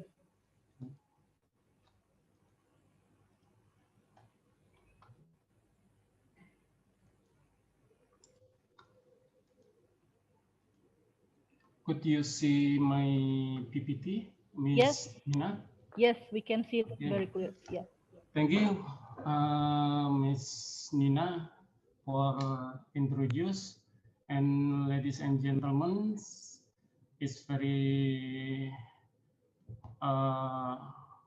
chance for me to ask thank you for committee give me opportunity to present our research. My name is Tri Agus Siswoyo. I'm from Jember University, and my field is biochemistry, applied biochemistry. And today, I would like to present about the production of bioactive compound in the prevention and treatment of the chronic disease. It is a topic I take from part of our research and our team in Jember University. As say, the presented 1, 2, and Mr. Fukai-san also said that the food is important thing about the disease. Yeah. As we know that the chronic disease like the obesity, diabetes, cardiovascular disease, nutrient degradation, cancer, or autoimmune disease now is very increased. And then, as we asked before, that the food and nutrition is the effects, one of a factor for increasing of the disease. Another is improvement or genetics. As same if we heard from the presented 1, also 2, all the people has the food is the problem. And then we know that the more than 20 million people, 1 of 9 people is going hungry. I think it's not more hungry, but it is depend of the quality of width of food we can eat. Because the unhealthy foods now is becoming leading risk factor of the disease or death risk in the world. And what can we all do with this problem? As the consumer or member household, we can make personal decision and improve family nutrition. I remember with the one of famous persons, Hippocrates. He is the father of the modern medicine. He said that let your food be your medicine, and let your medicine be your food. It is very important for us to improve about the quality of our food, especially in from plants. As we know that about 25 to 50% currently pharmaceutical and nutraceutical is mean that the foods of nutrition are derived from plants. Why we choose the plant, or why there is growing interesting is natural source? Because no side effects. Due to the technology, economy, culture, and social trend, I think it's key for the why use the plant for source our food or nutrition. And we choose the plant for the food source. It is a very flexible, can produce a wide range and diversity of plants, diversity of protein, I think, and free mammalia toxic on pathogenics, and we can produce a large amount of biomass at low cost.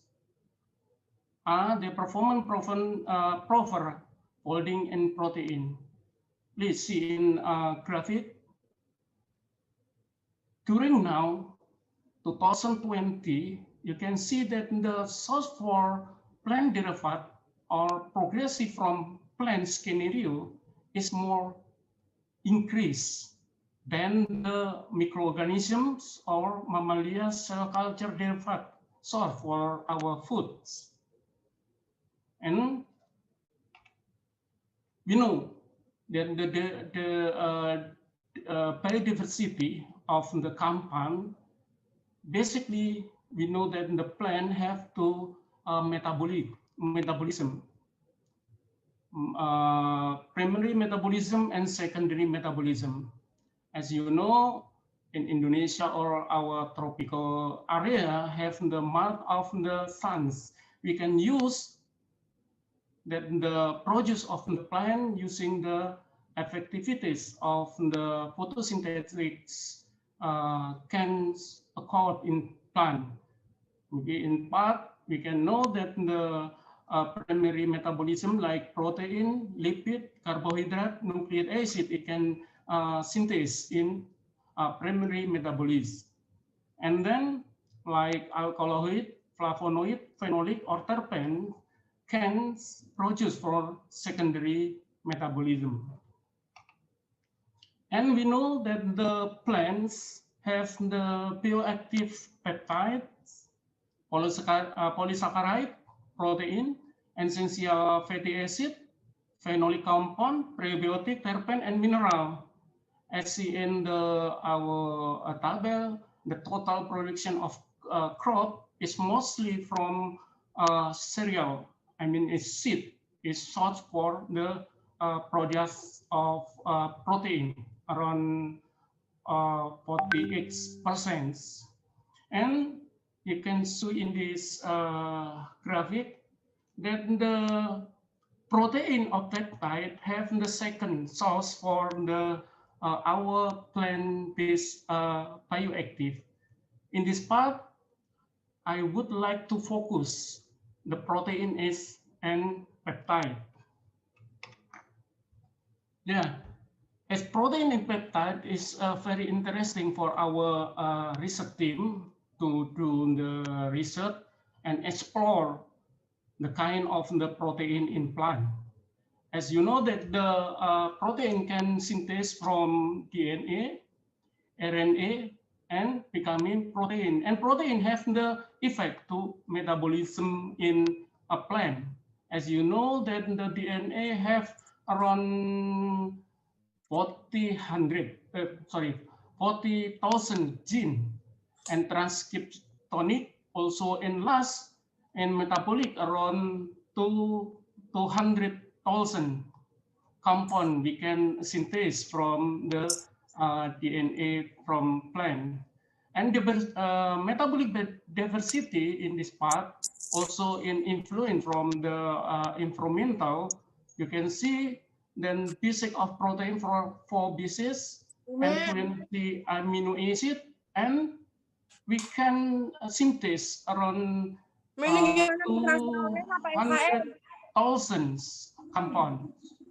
It's very interesting if we focus in protein. And the high potential of application area, like this one is from flower, bark, leaf, root, and seed. And as we asked before, the seed is the high protein content in this part. And then in protein, we can modify it to make the bioactive compound, like the antihypertase, hypochlorosterolinics, antimicrobial, diabetics, and antioxidant. All is effect in human health, and the bioactive protein also have effect in food quality, better session quality, and shelf life increasing. Why protein? We choose in our focusing in our research because it's many endogenous bioactive peptide, neurotransmitter, hormone, enzyme inhibitor also include. Broad range is activity and no accumulation related toxicity, but it must be to maybe in sometime have the still question. With peptides are relevant, active in GET, and small enough to absorption in the cell. And enzymatic activity smaller and more better if we know that the amino acid for the peptide is simple, is have the high bioactive in cell. And as we know, the market of protein is, you know, that the from 2018 and 2029, we can estimate in from the data is increasing. And then from the Asian, we have the estimate around 8.1%. GIGR increasing than the another country.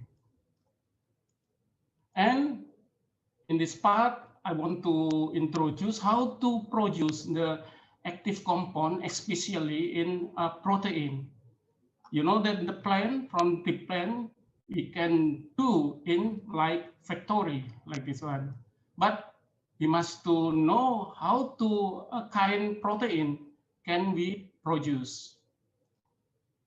These are strategies of the active peptide discovery in our laboratory development. Yeah, we have two strategies. First in conventional approach, and the second in silicon approach. From the protein composition in this part, hydrolysis using the specific of the enzyme, and then we got the protein or peptide. After that, we can introduce by conventional. Is many types can do screening, isolation, characterization, and potential active peptide. and using the mass spectrosynthesis and also in modified of the peptide. But if we use in silicon approach, it's more simple, but more simple, maybe reduce time and cost effective, more better like this one. Just we know the protein. After that, we can use the informatic of protein, and then we can estimate using the docking method on some software. We can do the effectivities of the peptide. After we got the active peptide, we can synthesize. After that, we can produce of the peptide, and all is validation in vivo. After that, if good, we can use and produce. This our detail of the flow and schematic representation of the bioactive compound. This case using the melinjo sheet, like melinjo 3 sheet. After that, we isolate the protein. After that, identification of protein using the multi-top MS, like the two protein is different, and then we can found this protein. After that, we use the docking simulation, identification. After that, the isolation and characterization, and estimate use the software to detection of amino acid sequence, and then we can docking simulation, and then we got the active peptide and validation in vivo.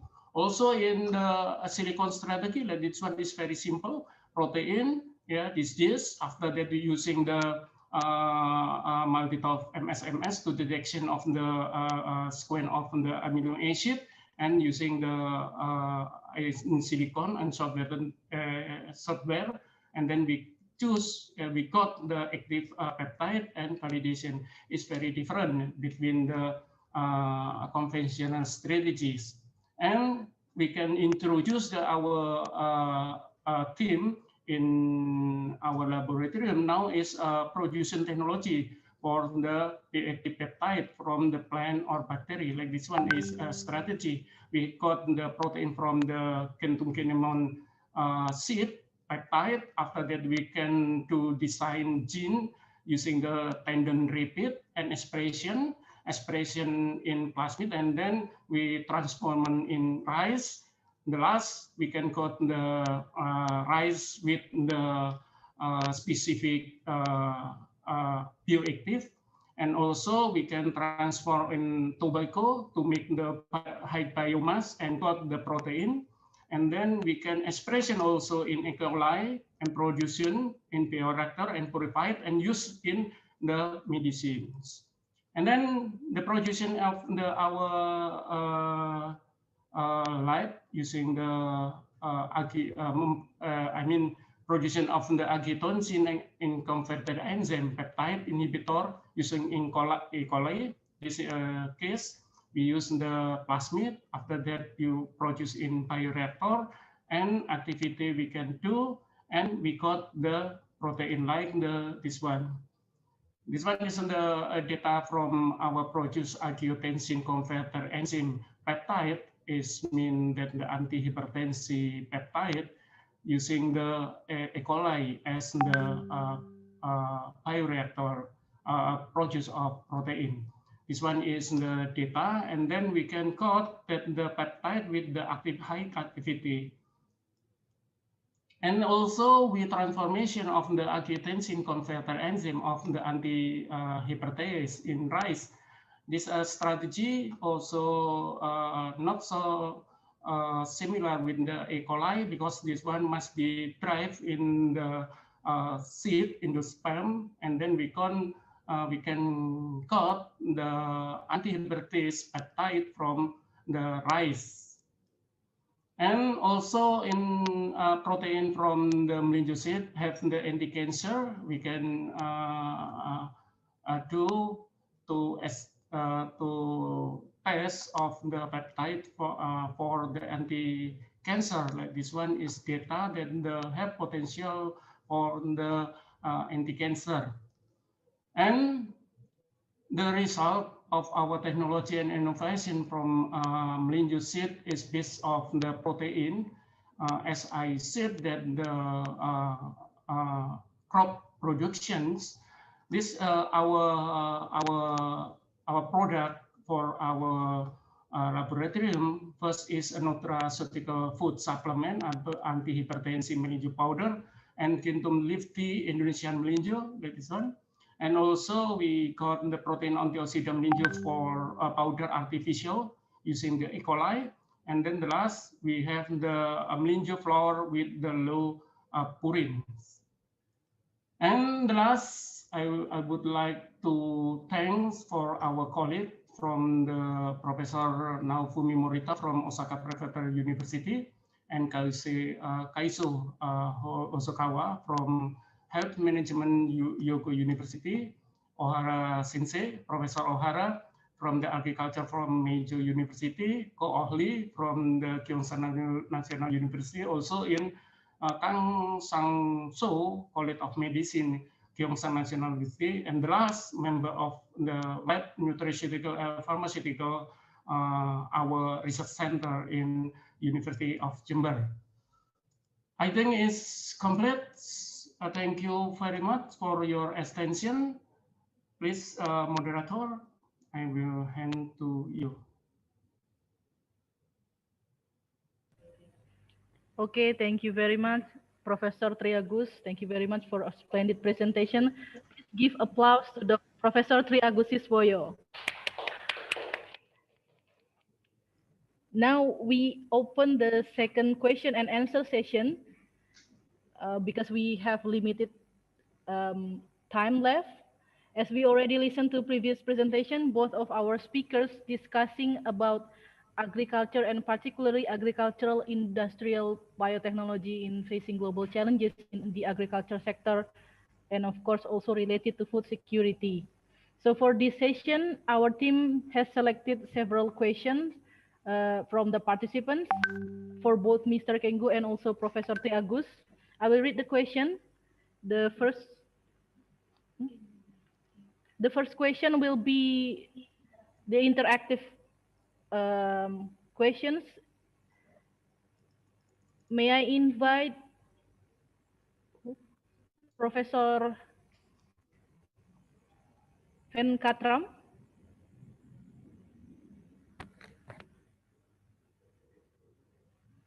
Am I audible now? Yeah.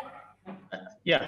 So very good morning. Of course, the time now in India is 10:30. Okay. So you are almost going to complete your session. Okay. Okay. So thank you very much for giving me an opportunity to meet you all. It's really well organized. I really want to congratulate all the organizers and also the participants. Also very keen to see what is happening because of this COVID-19, which is really taking us a lot of time and also our attention. Okay, so in that case, of course, this is actually a simple question because I am a social scientist. I may not be knowing much about biotechnology or like that. And of course, the speaker, Dr. Fukai from Cheetos, he has told that no, it may not be a major problem because wherever surplus produced, we can really import or export. So that's not a problem. So we have not reached that stage where import or export will be banned.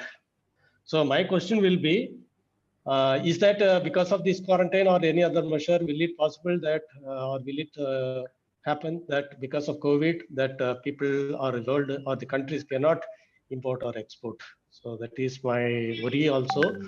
So if it is freely available or if anybody can import or export even food without any quarantine, then is it possible, or will it going to affect this COVID-19 is also going to affect food particles? So that is my question. Thank you. Thank you. Okay, the question will be for Mr. Kenggu Fukui. Sir?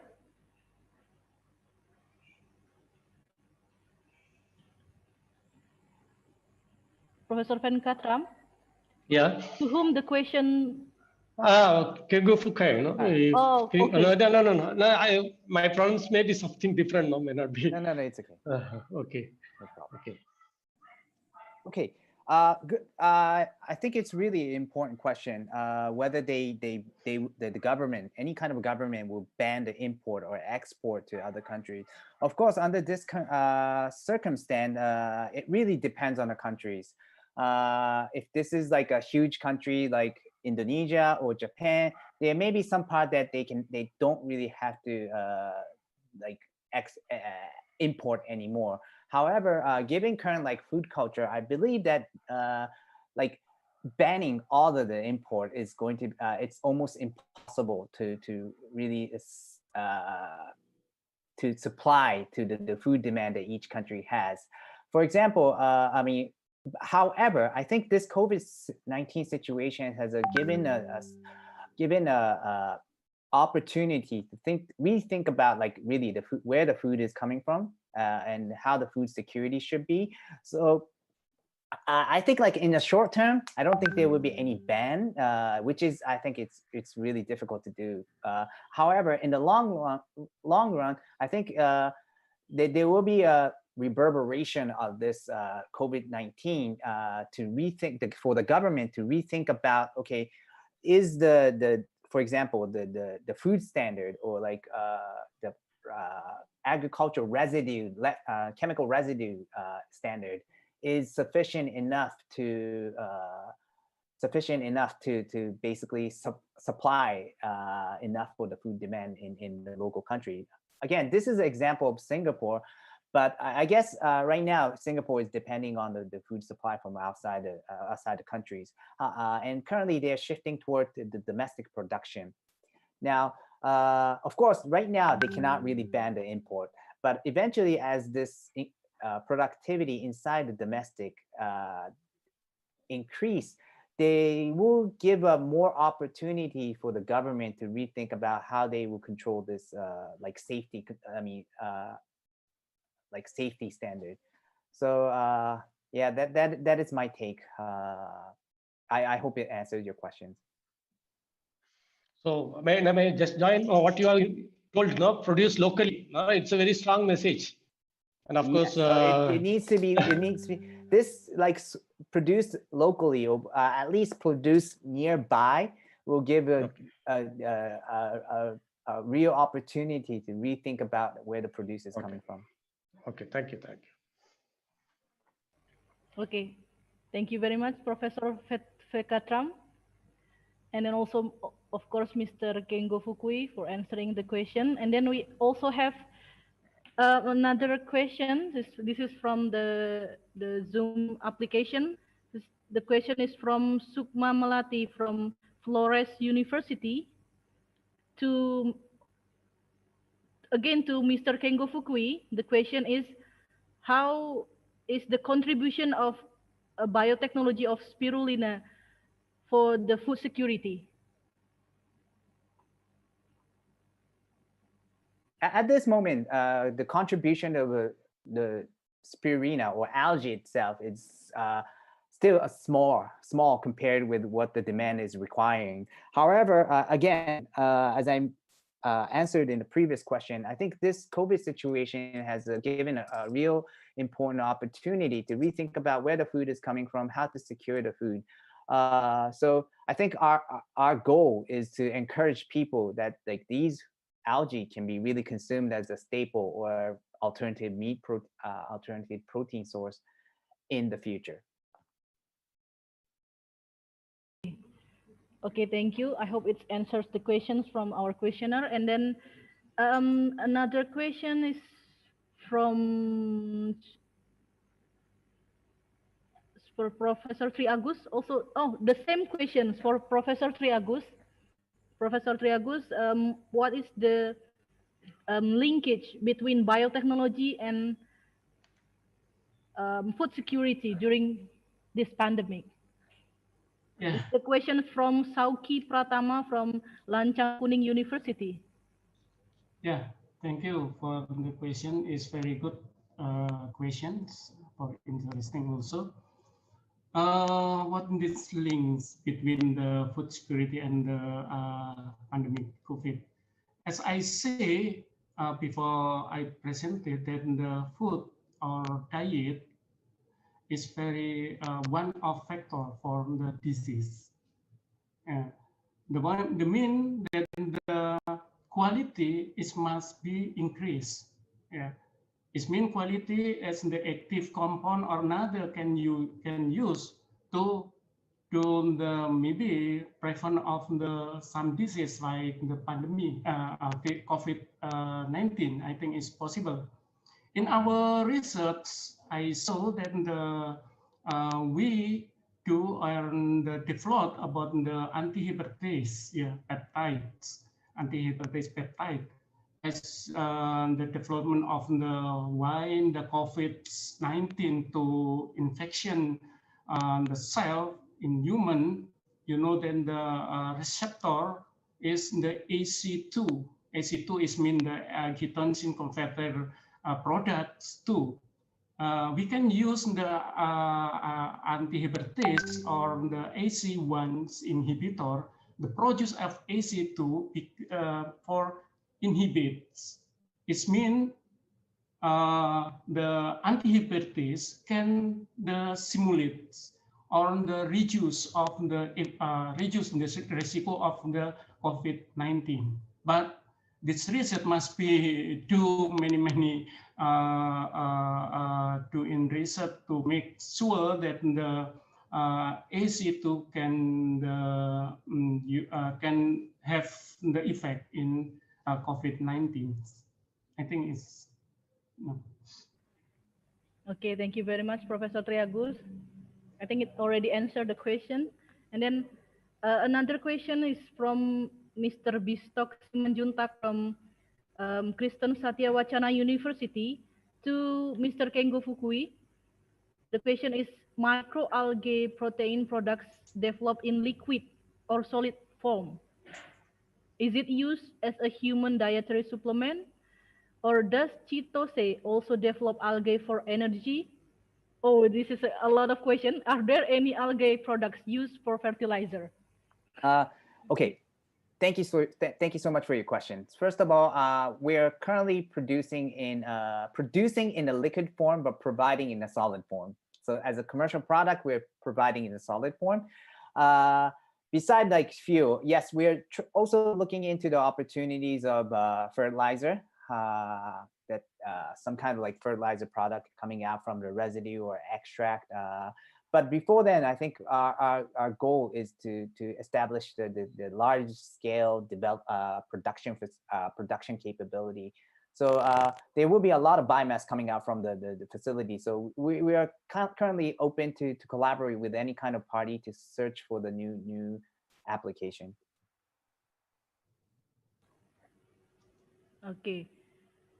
And then another question from Wita Nugraheni from YLICAI. I don't know this is what kind of institution is this one, but the question is whether this spirulina can meet the nutritional standards of calories per day without the support of consuming other foods. And are there any side effects for someone who has an allergy to this microbiotech product? Okay, it's me, I suppose. Yeah, it's for you. Okay. Yeah. From the calorie per day standard, this is in fact not enough. So it's more rather we're looking more toward the nutrient balance of the nutrient potential of the product, and whether this side effect. Yes, I've known that there is one side effect when combined when eaten together with one medicine. It's just slipped out of my mind. But that wasn't any kind of like microbiotech product. It's a pharmaceutical product. Okay, thank you very much. I think it's already answered the question also. We are very sorry due to limited time for this session. We already closed the question and answer session. So we finally come to the end part of the seminar. But before I close the seminar, I would like to take the conclusion from what our four amazing speakers have presented, that what we need right now for the sustainable agriculture and also food security is a strategy. So our four amazing speakers already talk about home gardening and also how the role of government to control or to give fund to the country itself to survive this pandemic. And then also two of our speakers talking about the agriculture industrial biotechnology in facing global challenges in the agriculture sector. And also, of course, it's related to food security. I would like to thank so much to all honorable speakers for informative and amazing presentation, and to all participants for your active participation. Please give applause for the speakers and for all of you. Thank you very much. Now, I would like to invite all participants to take picture together with our honorable speakers for the documentation of this academic event. Please turn on all of your cameras. I will count up to 3, and please give your best smile to the camera. Are you ready, everyone? Okay, the committee ready? Not yet? Okay, I will count up to 3. Start from now. Please give your best smile to the camera. 1, 2, 3. Once more. 1, 2, 3. Okay, thank you very much. I myself and on behalf of the committee of the International Seminar on Sustainable Agriculture for Food Security, apologize for the shortcomings and any mistakes in today's seminar. Hopefully the seminar will be beneficial for everybody. Hope to see you again in another event hosted by Agriculture Faculty of Kadiri University. Stay healthy and happy. Have a good day. Wassalamualaikum warahmatullahi wabarakatuh. Waalaikumsalam. Thank you very much. Bye-bye. Thank you very much. Thank you. Professor Triagus, thank you. Thank you. Thank you for all participants. Dr. Juwaida, thank you very much. Thank you very much. Thank you, Jaida.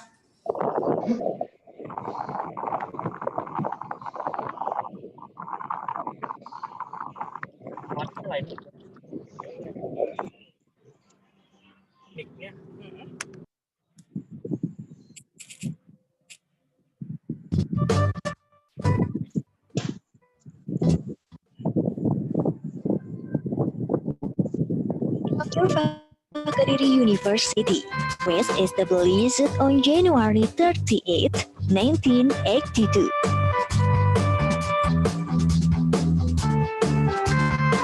For decades, the faculty has graduated thousands of alumni from all over Indonesia.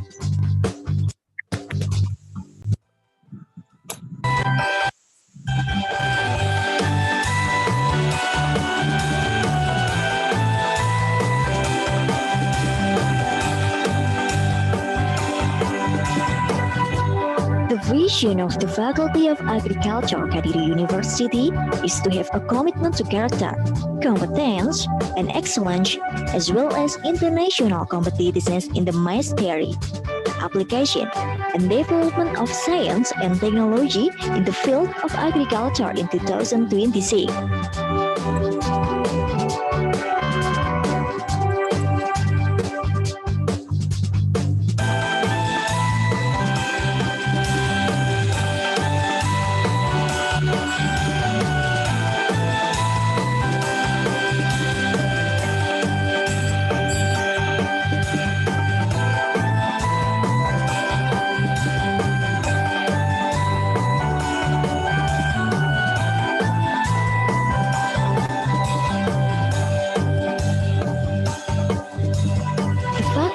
Agriculture Kadiri University has two study programs, namely the study program of agrotechnology and the study program of agribusiness.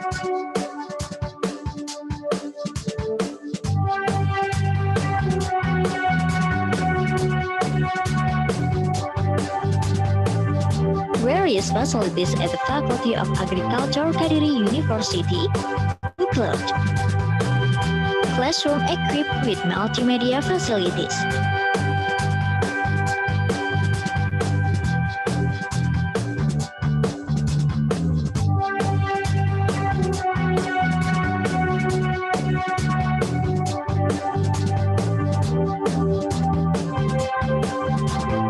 The laboratories include chemistry laboratory, plant laboratory, pest and disease laboratory, computer laboratory, agribusiness laboratory, greenhouse and experimental field as a field practicum and research for students and lecturers.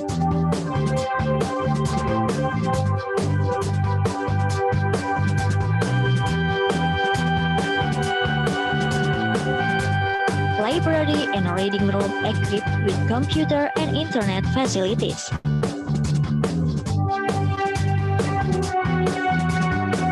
In addition to learning activities on campus, students of the Faculty of Agriculture, Kadiri University are also active in academic activities, training, research, and other social activities. Among those activities are practicum for the agroclimatology course at the Meteorology, Climatology, and Geophysics Agency or BMKG Malang. Entrepreneurship practicum, particle field work at Kusuma Agrotourism in Batu Malang. Training as an SPU facilitator in Jember. Independent Community Service Program or KKN. Environmental social activities.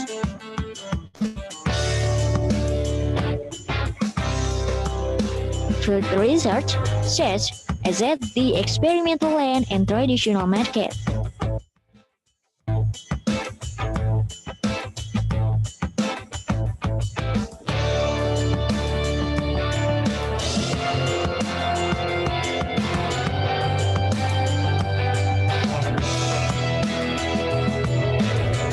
Earth doesn't depend on humans, but humans do. Studying about agricultural science is my way for contributing to Mother Earth. The reason is simple actually. I love nature, one kind of God's creation. For me, learning and working in agriculture is one way to show my gratitude to Him. Mr. Soekarno said, farmers are pillars of Indonesian lands, and it's true, and I want to be part of the pillars of my homeland, which bring benefits in all areas of our life.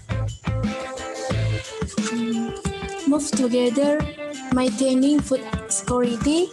You are on your way, I am on my way, in the Faculty of Agriculture. Proud to be part of the Faculty of Agriculture, Kadiri University. Comfortable environment and loyal friends are very supportive for learning activities. I study in Faculty of Agriculture because I want to be an agricultural entrepreneur. I want to contribute to my country to be a production country, not just a consuming country. Agriculture Faculty of Kadiri University.